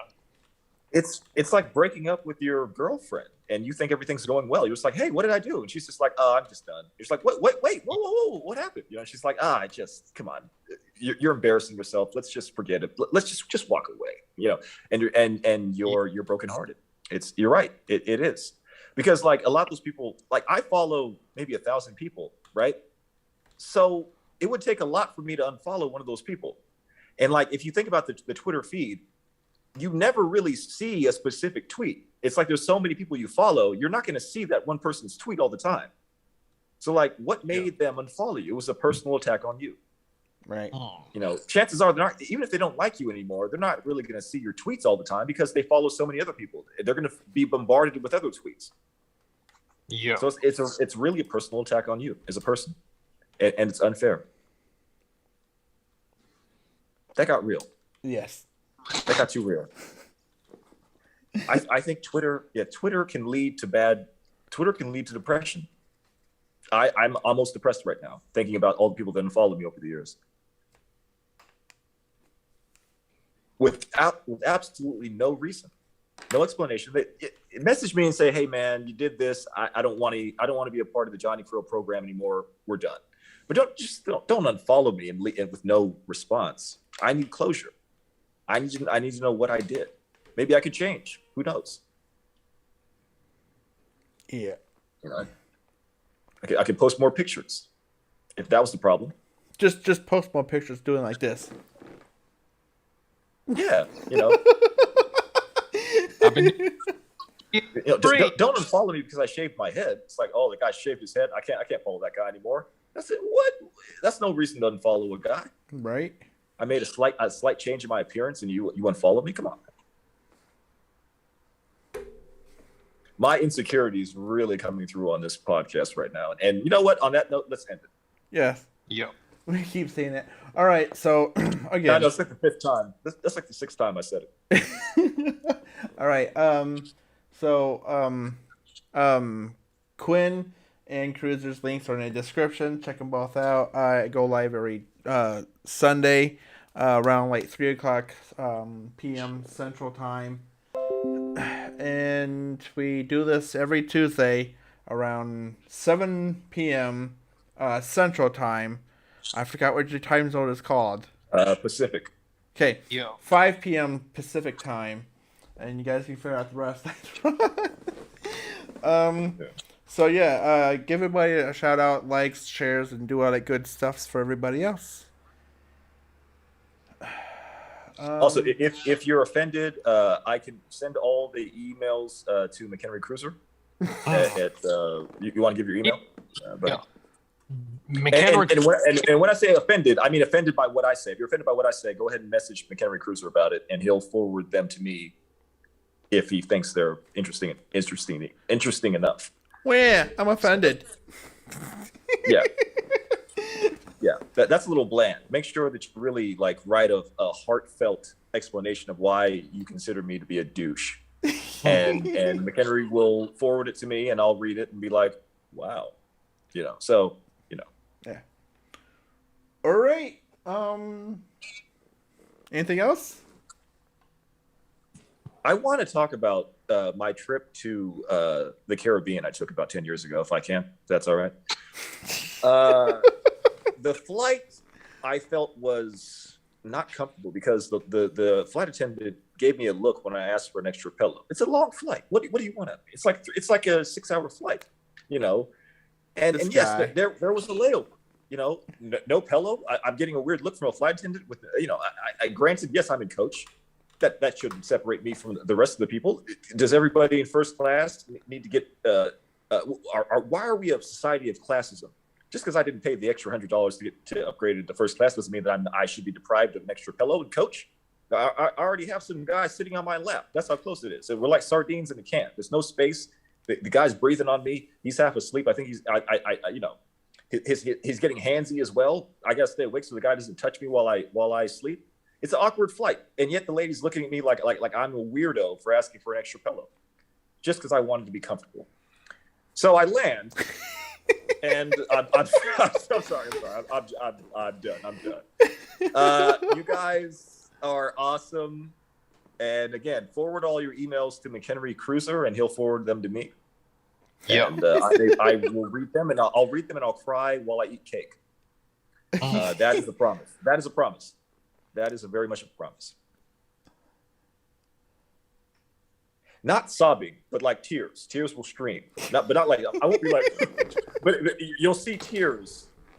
And the cake will be the complement to the tears. The cake will balance the emotions because I find cake to be very relaxing. It's very delicious. Very delicious food. Anyway, if Xander, if you could stop talking, we can finally end this thing. Excuse me. You won't let me end it. You keep talking, Xander. What did I do? Well, let's end this. It's been 2 hours. It's been 2.5 hours for crying out loud. Excuse me. McHenry's got things to do. I got things to do. Yeah. I mean, just look at the tattoo there. All right. Let me see. Yeah, nice. Again, I'm jealous. I got to get one. I want to get one. You gotta become. You gotta lose your TV tattoo virginity. Oh, okay. Yeah. I'm saving it for the right tattoo, Xander. I'm old-fashioned, unlike you heathens. Wow. Okay. I'm sorry. You're right. That was inappropriate. I apologize. No, but I got to find the right tattoo, man. That speaks to my soul, my spirit. My energy. Get you a smiley face. Huh? Get you a smiley face. Yeah, that's me in a nutshell. The classic smile. Have a nice day face. Yes. Yeah, maybe. All right. This is going. It's getting ridiculous. I'm being an idiot. All right. Thank you. You guys have been awesome. Xander, I'll see you. We message each other throughout the week, but I'll see you next Tuesday. And McHenry, I'll see you tomorrow night probably if we go out to the club to work out some material. So Anyways, you guys have a good night. All 27 moderators, thank you. You guys are awesome. We love you. Xander loves you, and we'll see you next week.